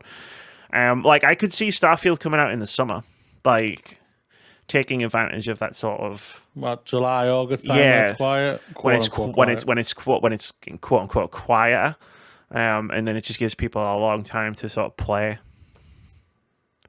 what is going to be a huge game, and it gives them the runway, doesn't it? Yeah. But like, I wouldn't be surprised if it was like, hey, we're coming out in November, 11/11/2020. Like, they'll be cute about it and say it's 1 year to the date from when they were gonna release it. Let's go PlayStation. Let's talk about this one little clip of PlayStation. Why the hell not? Go for it. Maybe a quick story, maybe a slow story. I only wrote a headline. There was a clip which might be a new Uncharted in a PlayStation advert. That was it. There was like a clip, and it was the kid with the torch, and she picks up the artifact, and she goes, and that was the whole thing. If it is fantastic, that's what I was hoping. We all know a new Uncharted's going to happen. We know this. We know this is going to happen. Is it going to be a spin-off, or is it going to actually go with their child Cassie? If I remember rightly, they named her. It was years ago. Yeah, I know, but if they are actually doing that, fantastic. Give me it, bring it on. That'll be just fantastic to go for. I want this so much if they are actually doing it, just like to give me a brand new character to dive my teeth into and really fall in love with. I fell in love with with her mom and dad, with Sully and everything. Put some damn respect on Chloe and Nadine. Yeah, they were there. No, I enjoyed the spin-off game. The spin-off game is actually really, really good. It's a really, really good game. I hope this is true. And if I know this is like they even PlayStation didn't announce it. People just saw a clip and it was like yeah, type of thing. And I was just like, I was looking for news this morning when you were asking me. I was like, all right. So there was like a 5-second clip. And there's been hours. It's generated hours of internet discussion. Yeah. But like, one thing I will add, if that is true, and it is, sorry for putting it, if it is actually an Uncharted game, PlayStation have nailed it perfectly, because they've barely done anything. They've just put a little thing in, and the world has exploded with, oh my god, they're doing it at long last type of thing. We're talking about it over nothing. It's the Sailor Moon. It's the Sailor Moon meme where it's like, my work here is done, but you didn't do anything. I know. So 2 things I wanted to add to this. What? Like, because you brought this up, and I was like, okay, cool, I'll add it in. And then I was like, well, I need to think of something to say, because that's how podcasts work. So just before this, like 8 days ago, Neil Druckmann was doing an interview with BuzzFeed, and said that Naughty Dog is, quote, done with Uncharted. So if it is a new Uncharted game, it's not probably not being made by Naughty Dog, which is fine. I Like think other that's- studios yeah, can make Uncharted games, but it leads me to my second point, which was when you did this, and I typed the sentence into the Google Doc, and this is exactly where my brain went straight away, which was on PlayStation making 10 live service games between now and 2026, and that's only 3 years away. And one of them is going to be apparently Horizon that got leaked. Quote unquote leaked, I heard about, supposedly. Yeah. So I won't be touching them, so I'm good. As long as I still get my single player. it's a lot of games, games. I'm fine. It's a lot of games to release in 3 years. That's all I'm saying. But I was just thinking, like, it could like prepare yourself for the awesomeness that someone else at PlayStation Studios is going to make a cool new Uncharted game that's for single player and is awesome. Prepare yourself for the fact that it could just be a multiplayer game, which might not necessarily be bad, but I don't think it's going to be what everybody wants. And those were my thoughts. And I think that leads perfectly into our live service games even worth getting into at launch. Our live service games even worth getting into at launch, because there's a lot of live service games have been shut down over the last, I feel like, 2 days, but it's definitely been like a couple of months. So like we talked about them, we talked about a lot Avengers last week, and all the other games that Square Enix have shut down. Rumbleverse is closing down in February after 6 months. That roller skate one? No, that was the wrestling themed battle royale that me and Joe Medforce played a lot of when it came out on his stream. Yeah, and see, you're the reason why I failed, because you two stopped playing it. Stop playing a lot of games, really. Apex Legends is still going. Yeah, we knew our time was done. We were just like, they've got enough numbers, we can bow out. Yeah, we got enough money out of them. And they did. It's true. So that's getting shut down after 6 months. Echo VR is getting shut down later this year, which is a fairly popular virtual reality multiplayer game. EA cancelled the development of Apex Legends Mobile. They also cancelled Battlefield Mobile as well, but that wasn't out yet. Konami's PvP mystery game Crime Site is being shut down and delisted, and then obviously there's all the Square Enix stuff. Lots of live service games are just not really living up to their name. It's because sadly what's happening is that all these live service game are getting made on a cheap budget, but also they're hoping for a quick turnaround to get the book back fast. To what I'm noticing, I haven't played any of these games or anything like that, so I can't fully comment. I'm just going off what I've seen from other live services. They throw it out and get a quick book, boom, get the money in, and then bow out. Or they just keep, unless they're bringing in a lot of money, then they obviously keep on rolling it out and whatnot, but they don't keep up with the content as much. And that's what it seems like it is, and it just seems like these games just sadly didn't hit the numbers that they were obviously wanting to try and get. Sure. Now they just decided to bow out and just get rid of it, and it's shit. It sucks for the people who have enjoyed that game. I remember rightly, you and Joe enjoyed Rumbleverse. It was fun. It's different. I think, and it's just like, I guess should you get into? Is it worth getting into? No. Like no, it's not, unless you can guarantee. Like, it's going to be like, there's been a lot that's been cancelled. Like, freaking hell, let's remember Anthem, for God's sakes. The only one that's really, truly been a success is Destiny and Apex Legends. Destiny, Apex, Warzone, Fortnite, or, you know what I mean? But, I guess my question really is, if it's not one of those games, what's the point, right? Because is this game even going to be around in 6 years? You could really enjoy it and spend money on it and do this and do that, but, there's a good chance it's not going to be around in 6 months. Yeah. Unless you're a big IP, you're gone. Even if sometimes, even if you are a big IP, you could just be gone. But, it is that thing of just, is it a self-defeating prophecy? There's that discourse around Netflix where it's like people aren't watching new Netflix shows because Netflix keeps cancelling everything. So then that drives them to cancel more stuff because less people are watching, which then causes them to cancel more, and you know what I mean? And it's like that downward spiral.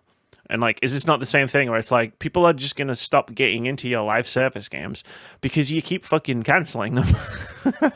But then because you keep canceling them, less people are gonna get into them even more, and then it's just gonna keep going round and round and down and down.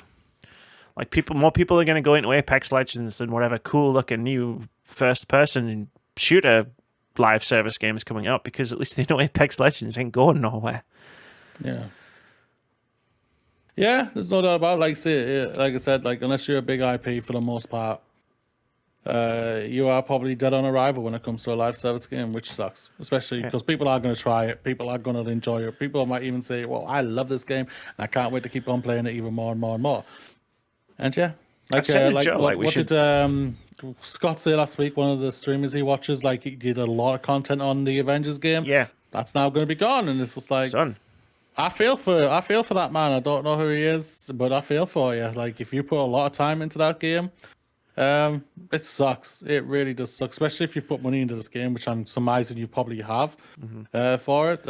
It sucks, and it sucks for anybody for the games you put in, especially if you put money into it. Yeah. It is a shame. We've been talking about it. You just got to be very careful. You got to be very careful with these type of games, because a lot of them are just looking to get a quick buck. I think it's the time thing that we've been talking about for years, where it's like so many games are trying to capitalize on the live service model because they see the phrase infinite recurring income, right? And they go, shit, we need to get a slice of that. But then it's like people don't have an unlimited amount of time, and each one of these games is supposed to be played for a fucking shitload of hours per week. And it's like, well, you can only put your time into so much of it, right?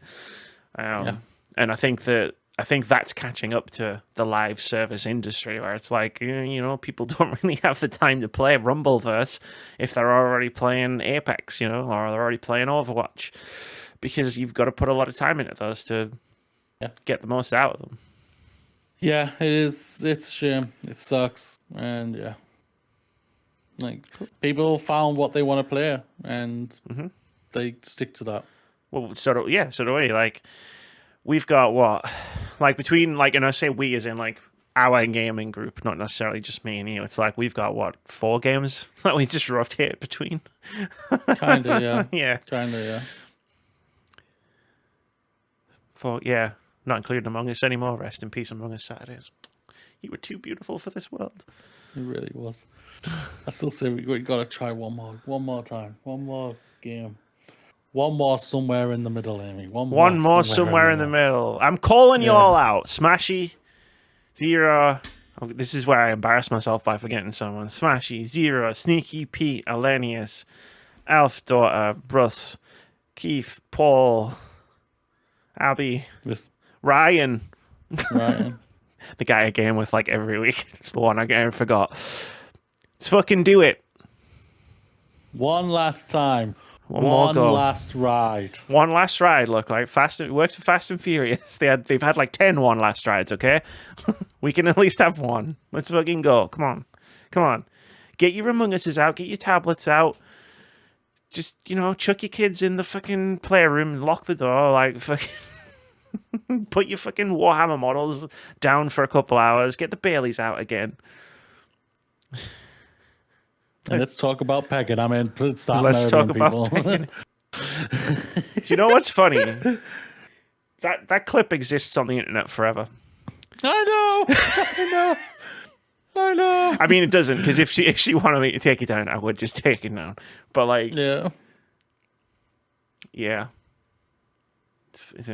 Where do you want to go next? That's Mass Effect, baby. So Is this another question? It is, yeah. This is another question. Did you not find any news this week? You just thought, I'm going to ask questions. There's news stories in here. You just... I've seen it. Amy has been working Actually, on no, yeah. For roughly 17 years at this point.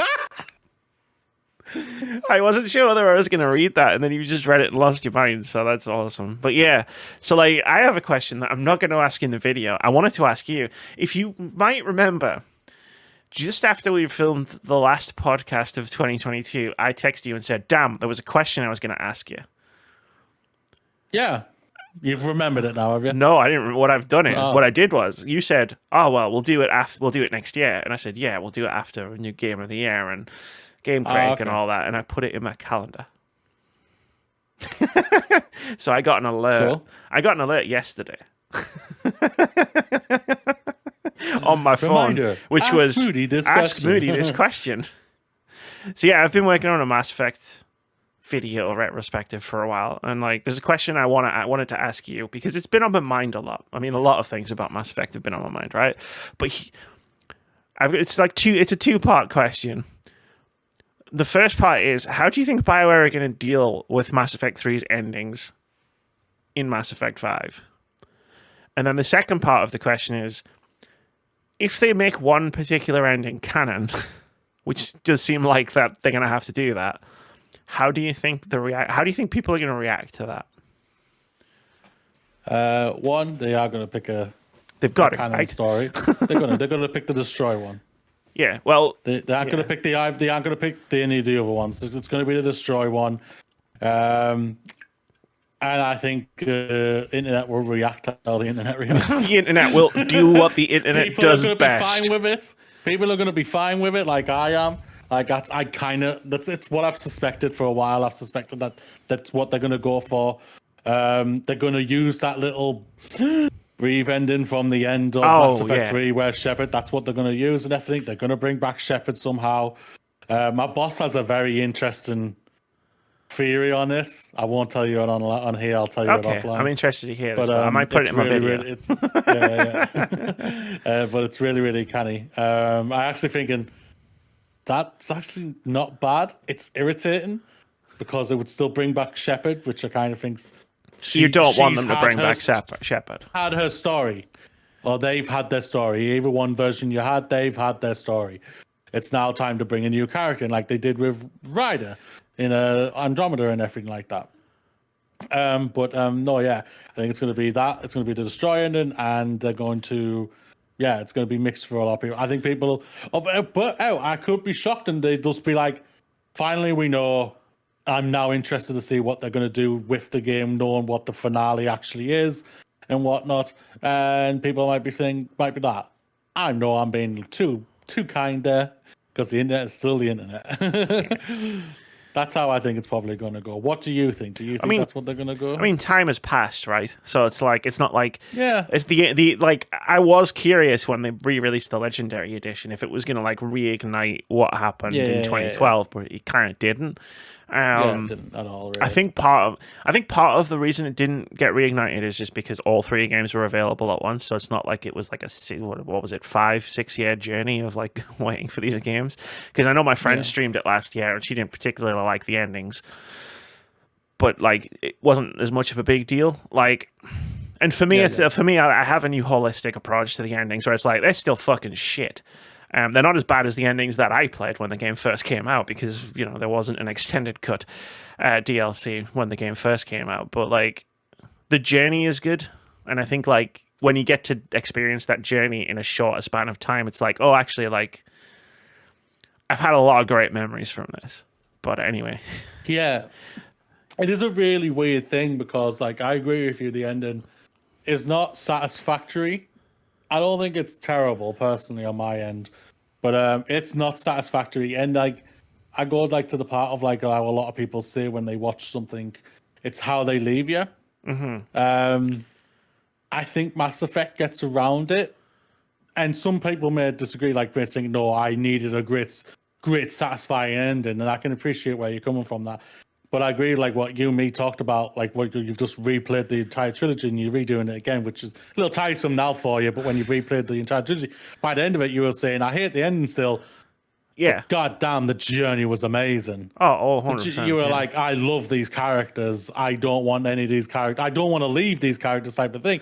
And that's how it is, basically. And that's where I come from. Like, Mass Effect kind of subsedes the bad, how it leaves you type ending for me, and it always has for me over I remember playing Mass Effect 3 the first time, and I was just like, God, I love this game still. I was like that. I was like, because I loved the journey. The journey was amazing, but I did have the kind of thing of like I've said on many occasions when it's come to my like gaming journey, like I missed half of the PS3 360 era. I got back into it about 2011, 2012, basically when the PS3 and Xbox 360 were coming to the end of their lives. Sure. And I've got Mass Effect 1 and 2, and knowing Mass Effect 3 was coming out, I blast through Mass Effect 1 and 2.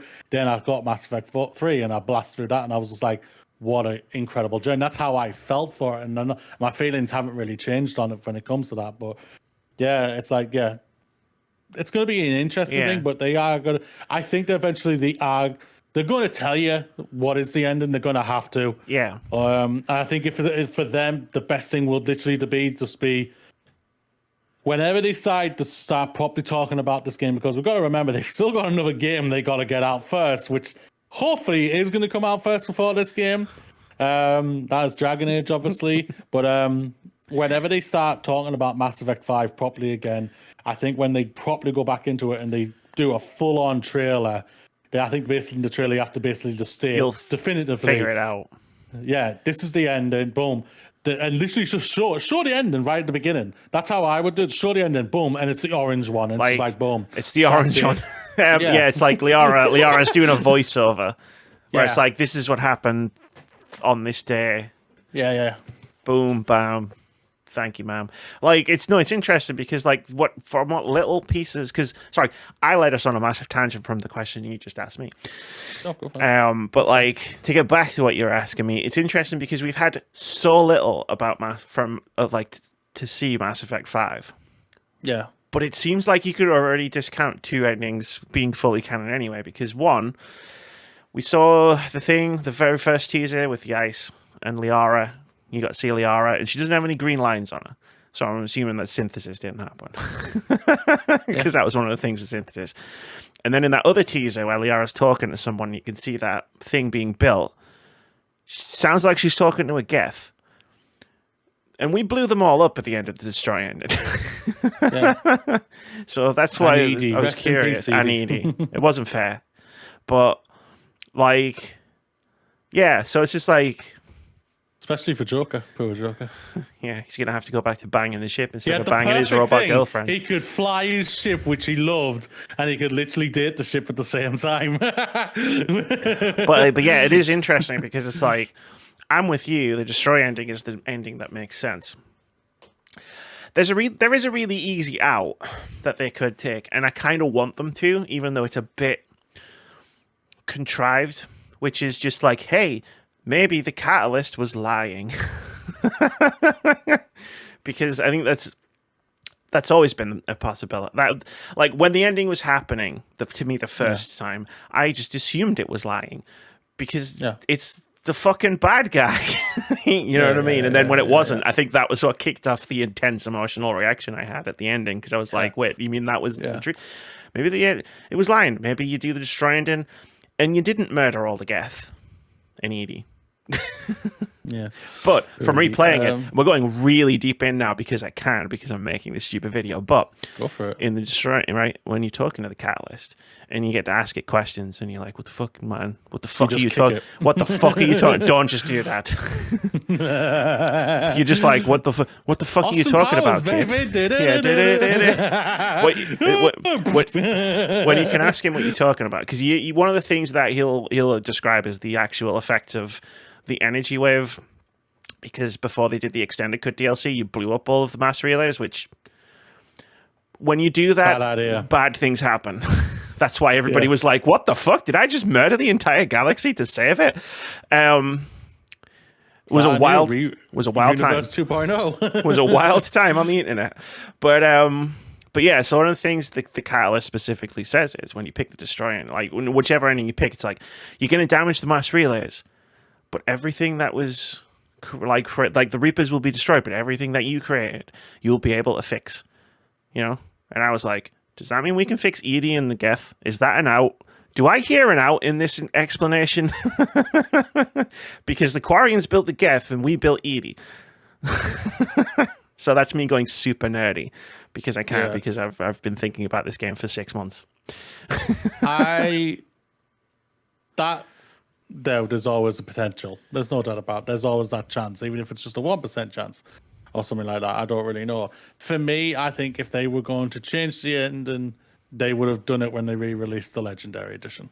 For me personally, that's how I see it. I think if they were going to decide it, because we already knew of Mass Effect 5 coming out and everything. We already knew they announced it before the Legendary Edition was coming out. So So like, and like, even I was curious. Like, I said to myself, will they change the ending of Mass Effect 3? It was a very controversial ending. Let's be frank. We all know this.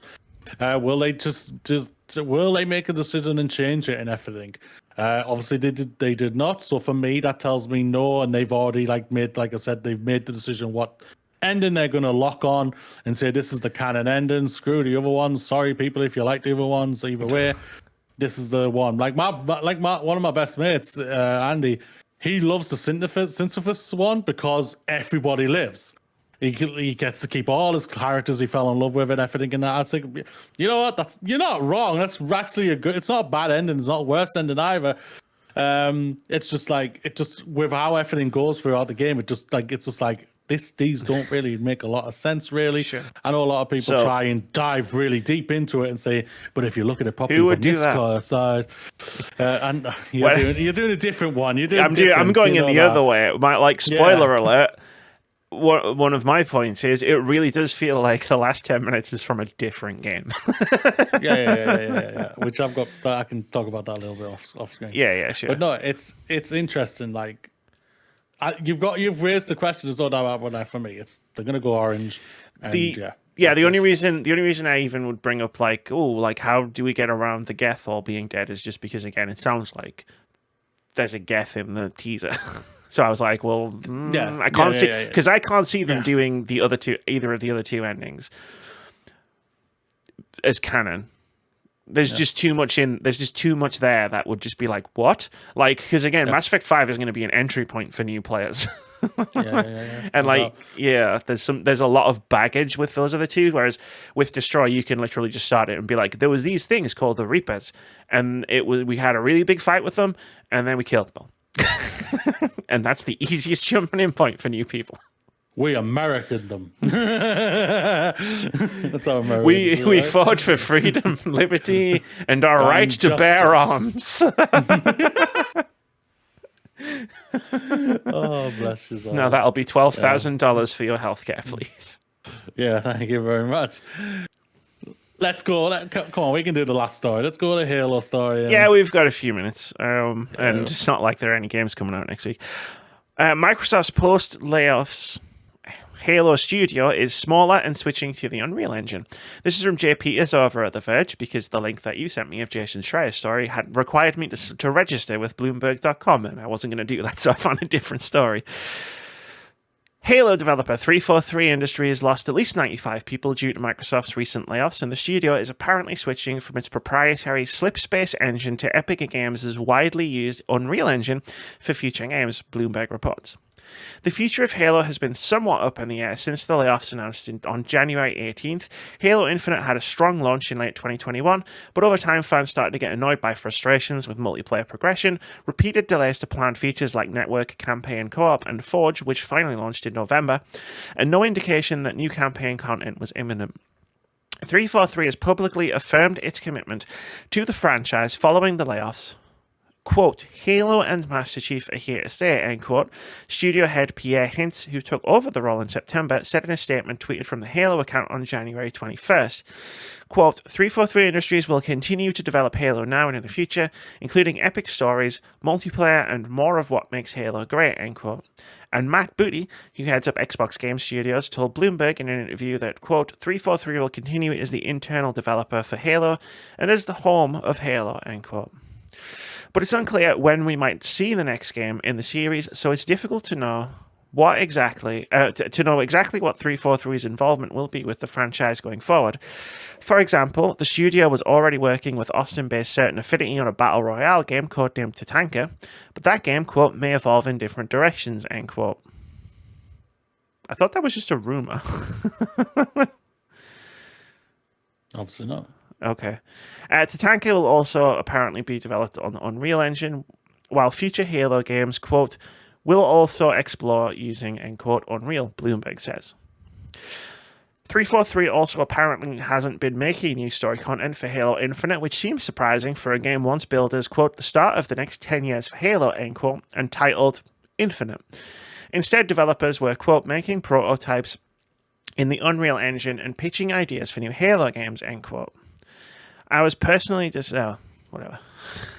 that's the author's opinion, and it's like I respect it. It's just obviously I'm not going to read out other people's opinions. Yeah, we have our own.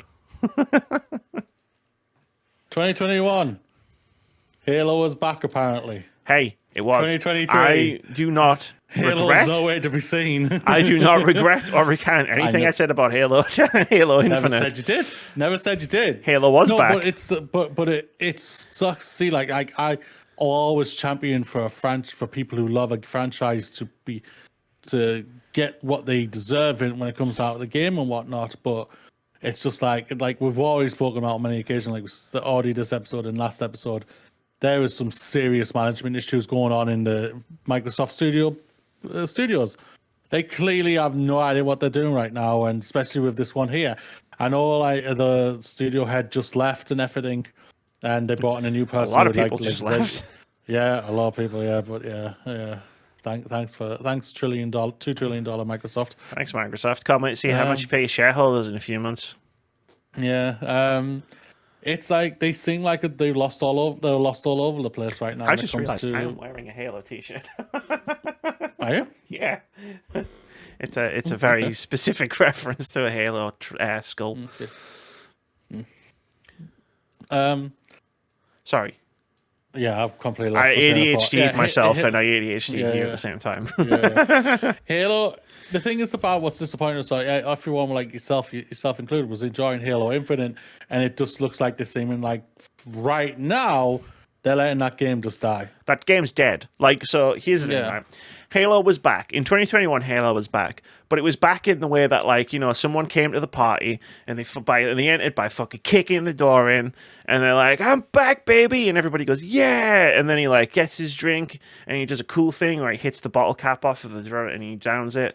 And then he, dances for a bit. And then 10 minutes later, he's collapsed in the bathtub. That was my metaphor of how Halo was back. Because it was briefly back. Probably fair analogy. No doubt it was briefly back, and everybody was loving it. And then everybody started getting annoyed, and I didn't really get on that train because I was just like, I'm just here to jump into a few matches every now and again. But even then, I started being like, hey, where's this story content? Where's the content? Yeah. Where's the story stuff? You trademarked a thing. You ended it with a thing that said, hey, there's more story. It's dead. Yeah, it's going back to the live service thing, because Infinite was kind of like in some sort of medial way of live service type of thing, because it was like, we're going to be bringing out more content for us and everything like that. You've brought out nothing. It's been a year. You've brought out absolutely nothing, and the Halo fans are obviously deservedly upset and not in a happy place with you guys right now, which is completely understandable. I don't know what's happening. I really don't. Halo is their franchise. It's their peak franchise. It's their main mascot, and they just keep crapping them out. And I don't mean in a nasty way or anything like that. Like you said, if Halo Infinite, a lot of people enjoyed, got a lot of love and everything like that, but it's done nothing. Mm-hmm. It hasn't moved the scale into Microsoft's favor or anything really. It's like now, because of how they've basically crapped on their franchise, they've moved the scale back to just we don't care about the franchise type of thing. And now they're I'll say one thing, moving over to the Unreal Engine, I think is a very smart idea. It's very solid. It's a really smart idea, because it's going to be that engine. It looks absolutely fantastic. PlayStation, they're putting a lot of stuff into that, man.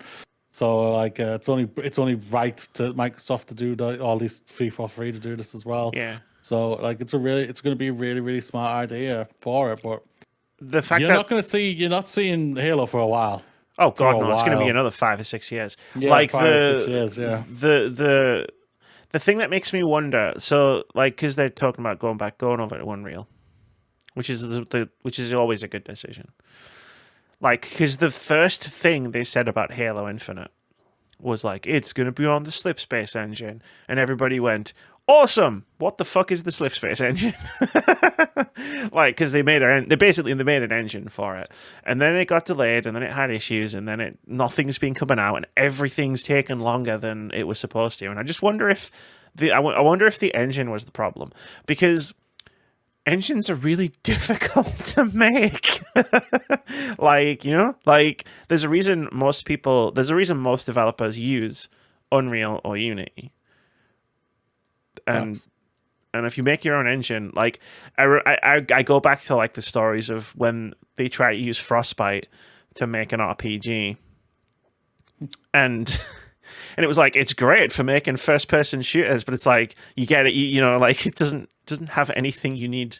Like, you have to build all of the tools for an RPG into this engine. Yeah. Then that's why everything broke and it took so long, because it was like, we don't have an inventory system. We don't have a third person camera. Like, it's like, we don't have anything that we need. And I just wonder if like 343 did this because they thought that it would make their content pipeline quicker or easier to make if they like make their own proprietary engine, because obviously they were planning to update Halo Infinite for like 10 years. And I just wonder if that's not how it turned out.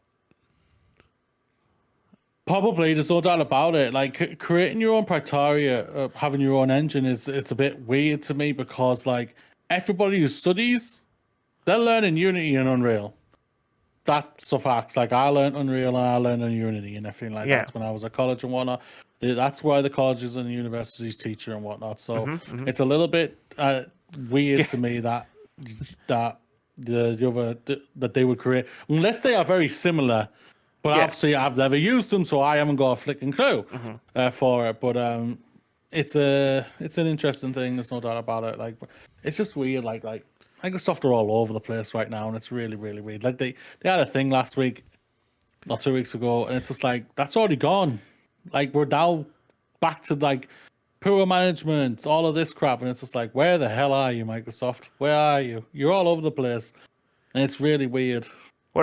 What I will say is that wasn't me coming out against, like, for not for your benefit, Moody, for people watching, like, I'm not coming out against proprietary game engines. Like, they're cool. Like, Frostbite is pretty good now. It took them a long time to get there. The Horizon engine's amazing. The Decima engine, Kojima uses it, exactly, and like Northlight, the engine they built for Control, like the physics, like the way they can do the stuff with all of the physics and all of the individual objects in the level, like that's fucking magical. Like, you can do some cool stuff with proprietary game engines, but like, I don't know, they're very difficult in the beginning. Control came out and it was very buggy. It was very framey. It was. Like, we've just had, like, I know it's not in the story or something like that, but Jedi Survive has been pushed for polish reasons and everything like that, and that's great. Like, I said, like, the first one, I was buggy, and that's why I don't have it as high up as everyone else and everything like that for me. But like, I'm hoping like to hear that, because they've delayed it to the end of the April now. That 6 weeks is gonna boom. Yeah, that 6 weeks is gonna nail it, and that's just gonna smooth it all out, and we're gonna have not just a good Star Wars game, we're gonna have a truly exceptional Star Wars game. And more time to play Resident Evil 4. Does that as well. Thank you, Respawn. I would smash Resident Evil 4 pretty fast, I'm not gonna lie. I mean, I'm gonna stream it. It's a tradition at this point. Yeah. So you're going to take 2 weeks to finish it? I finished Village in like 2 days, man. Oh yeah, you did. I was texting you as I was doing it. I watched you, didn't I? You watched the stream, but then I only streamed the first half of the game. Because then I just decided to finish it. I can't believe they lowered it. I know, this is why I didn't fill it in until now, because it was like the reviews came out right before us. So fucking long. It was it was only a few hours. About so anyway, an hour ago. This is where we would normally highlight. This is where we would normally highlight games that are coming out next week that we think look interesting. But there's one game coming out next week, and we're going to talk about it enough next week. So it's time for OpenCritic Head-To-Head. This is the game we play every single week, where we try to guess the OpenCritic average of one upcoming game or more upcoming games. Whoever guesses closest to the score gets a point. If you manage to guess the score correctly, you get 2 points. Last week, Scott, Moody, and I decided to try and guess the OpenCritic average of Deliver Us Mars, which reviews dropped a few hours before this podcast started recording. I guessed it we get a 75. Moody guessed it we get a 76. Scott guessed it we get a 92. Fair play. And at the time of recording, Deliver Us Mars has an OpenCritic average of 72%. 2, which means Amy gets a point and puts the Fucking scores critics. at Moody 2, Amy 1. After we fucking finished the podcast, Dead Space went up to It did. 90 for God's sakes. I was did. like, what the fuck with you guys? You rat bastards are screwing me over. Yeah, that's like they know. It's like 76, 76, 76. And then I was like, okay, but I've got OpenCritic open on my laptop. And I'm like, I'm going to refresh this when we get there. 72. Thank you, God. I would have been 4-0 down. I can't do another. I can't. You came back from 10 points. I can't do it again. I can't come back from 10 points down again. I don't have it in me. I don't have it in me, man. Like, not again. But yeah, no, fun. We're taking a week off of OpenCritic because there's nothing coming out. there's a single game coming out next week, and we don't want to be here for another hour. So, I mean, there's probably a lot of games coming out next week, but there's a single big game coming out next week. But yeah, that's cool. I don't know what the fuck we're going to do next week. It's next week. Yeah, it's next Friday. It's literally, the podcast comes out on the same day. So I don't know what we're going to do for next week's podcast. I haven't really decided yet. But whatever it is, it's probably not going to be pleasant. Sorry. But yeah, so we're not doing OpenCritic Head-To-Head. That was the podcast. Dead Space. Halo. I don't know why I summed the podcast up like that. I don't know. But hey ho. I had fun. Want to look at Fantasy Critic? Do you want to look at Fantasy Critic? Yeah, sure. I'm not logged in. I don't think I'm logged it's in. interesting that 2 games and everyone scooped them up. You fell into my trap. Man, again, I fell into my own trap. My phone's over there. Can you do the summary? Because my phone's over there and I'm not logged in on my laptop. I bidded for The Last Case of Benedict Fox. Fitz scooped that up. He's only got 1 game left now. Obviously, I know he can do it. Yeah. Plus 4. Yeah. And you scooped up Chia. Yeah. I just wanted to point out that I didn't know anyone else bid for it. I bid for it straight away. So, like, we probably both bid for it, like, before the Thursday. Yeah. Because I saw the previews, and I was like, I'm going to take a punt on this. Yeah. 100%. So I didn't fall for your trap, Moody. I was just doing what I was doing. Yeah, so I was thinking, this could be interesting. I won't lie, I didn't put a lot. Because what was funny was, because you know how you've got the things, you can, on the Thursday, you can see who's bid on games. And I saw Chia on the list, and I went, shit, I wanted to bid for that. I better put a bid in for it. And then I tried to put a bid in for it, and it went, you can't put a bid in for a game you've already bid for, dumbass. And I went, did I already bid for this? And then I opened my bids thing, and I went, oh, I did. That must have been me. Oh, good. God hear me. Yeah, no, it's good though. I liked your Fire Emblem's going to put me in the lead and keep me in the lead. Lasted 1 week. Yeah. So what? No, I'll be back in the lead soon. It's all right. I'm sure you will be. It's all good. It's all good. It's Elfie's in the lead, didn't she? Yeah, Elfie'll drop off. I mean, yeah, like, so it's all right. yeah, it's like, okay. I mean, yeah, she'll enjoy it now, and I'm not having a go at Elfie. It's just she's made some interesting decisions. Yeah, she fell into my trap, Moody. I put $1 on Dragon Age. Did you? I did. That was me. I kicked it off. Touching Dragon Age. No, touching. I was like, you know what? For $1, knowing that I can drop it, on the off chance that it might come out at the end of the year, I'll put $1 on it. And then she outbid me for it. And I was like, that's also fine. I'm okay with this. I'm okay with this. I didn't think anyone was going to be crazy enough to actually outbid me for that, but hey, it works. Yeah. No, I'm pretty happy right now. A lot of people are scooping up things, but I'm thinking I'm fine with this right now because we got a long. We've got a long road to go. Yeah. I'm fine with where I've got at the moment. I kind of like. Yeah, I'm happy with what I got. It would have been nice to get those 2 games obviously by before, but I'm also not that disappointed at the same time. So I put the I'm bids with you. in on the first week, and I picked up something because someone else had bid for it, and I was like, nope, not letting that game get past me. She Dreams Elsewhere. Which is, I was going to say Planet of Lana. no, I'd already put a bid in for that. Because I don't know, I drafted that last year, if I remember. So I'd already put a bid in for that, but then I saw someone put a bid in for an indie game that I thought I was the only person who knew it existed. And I was like, motherfucking Vits. It's Vits. It has to be Vits. Because none of these other fucking scrubs know what this game is, so it's gotta be Vits. So I was like, I'm having that as well. But everything else, yeah, I've got Planet. I bought Planet of Lana, Season, She Dreams Elsewhere, and Cheer. That's it, right? Yeah. Company of Heroes 3. That was the other one. Yeah. I knew there was something else. It's more than I wanted to do. Like, it's more than I thought I was going to do. Because, you know me, I like to go slow, but it's like, it's fine. Plenty of space left. That's 4 of those that's games true. probably ain't coming out this year, so I get to drop some anyway.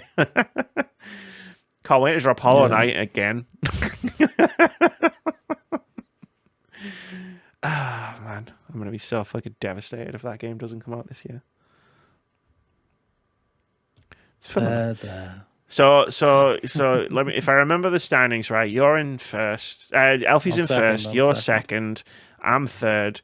Fitz and Keith don't have any games come out yet, and then Russ is in last because he's on -1. Keith, man. Russ, man. Jesus. You just can't win, can you?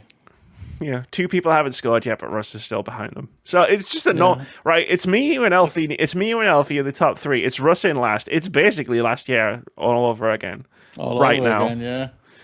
Let's hope Keith has the challenge with Vitz this year. Well, Keith might have a challenge with us. Just in nowhere, he was literally somewhere in the middle last year. if Keith keeps up the energy he brought to the draft and the picks that he was making, because he was making some fucking fire picks, like, he might have a chance to fight with us this year.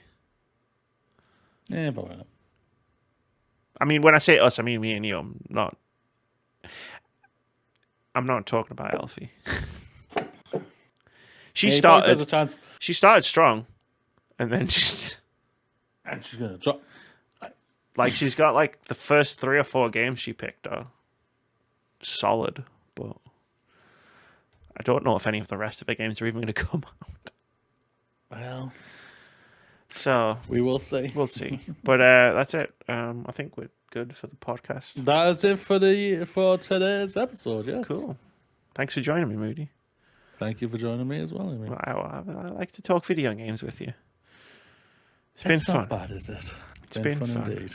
I'm going to play Forspoken next. That's my next game. Hope you enjoy it. I think I'm going to enjoy it. I think you are, actually. I'm not going to lie. I think you are. But we'll see. My friend was literally... So I'm in a group chat with Phil and somebody else that we know. And he just randomly started... Like, in the midst of us talking on Discord... Because we were talking about the Forspoken discourse on Discord. And in the middle of us talking about that, he texted me and was like, hey, look what I'm playing. And it was Forspoken. And I was like... How random. Cool. We are talking about this right now. That's cool. Yeah. So I'm looking forward to it. Yeah. Yeah. I hope you enjoy it. I hope everyone enjoys it. You'll find out in the next couple of weeks, I'd imagine, because that's what we do here on this podcast. But for now, because I just sidetracked myself, thanks, ADHD. Moody, do you have any final words for the podcast? Everybody out there. Everybody have an awesome week. Have an awesome weekend. Stay safe. Fuck the Tories. All hail the strikes. And keep being awesome. Hell yeah. See you later, everybody.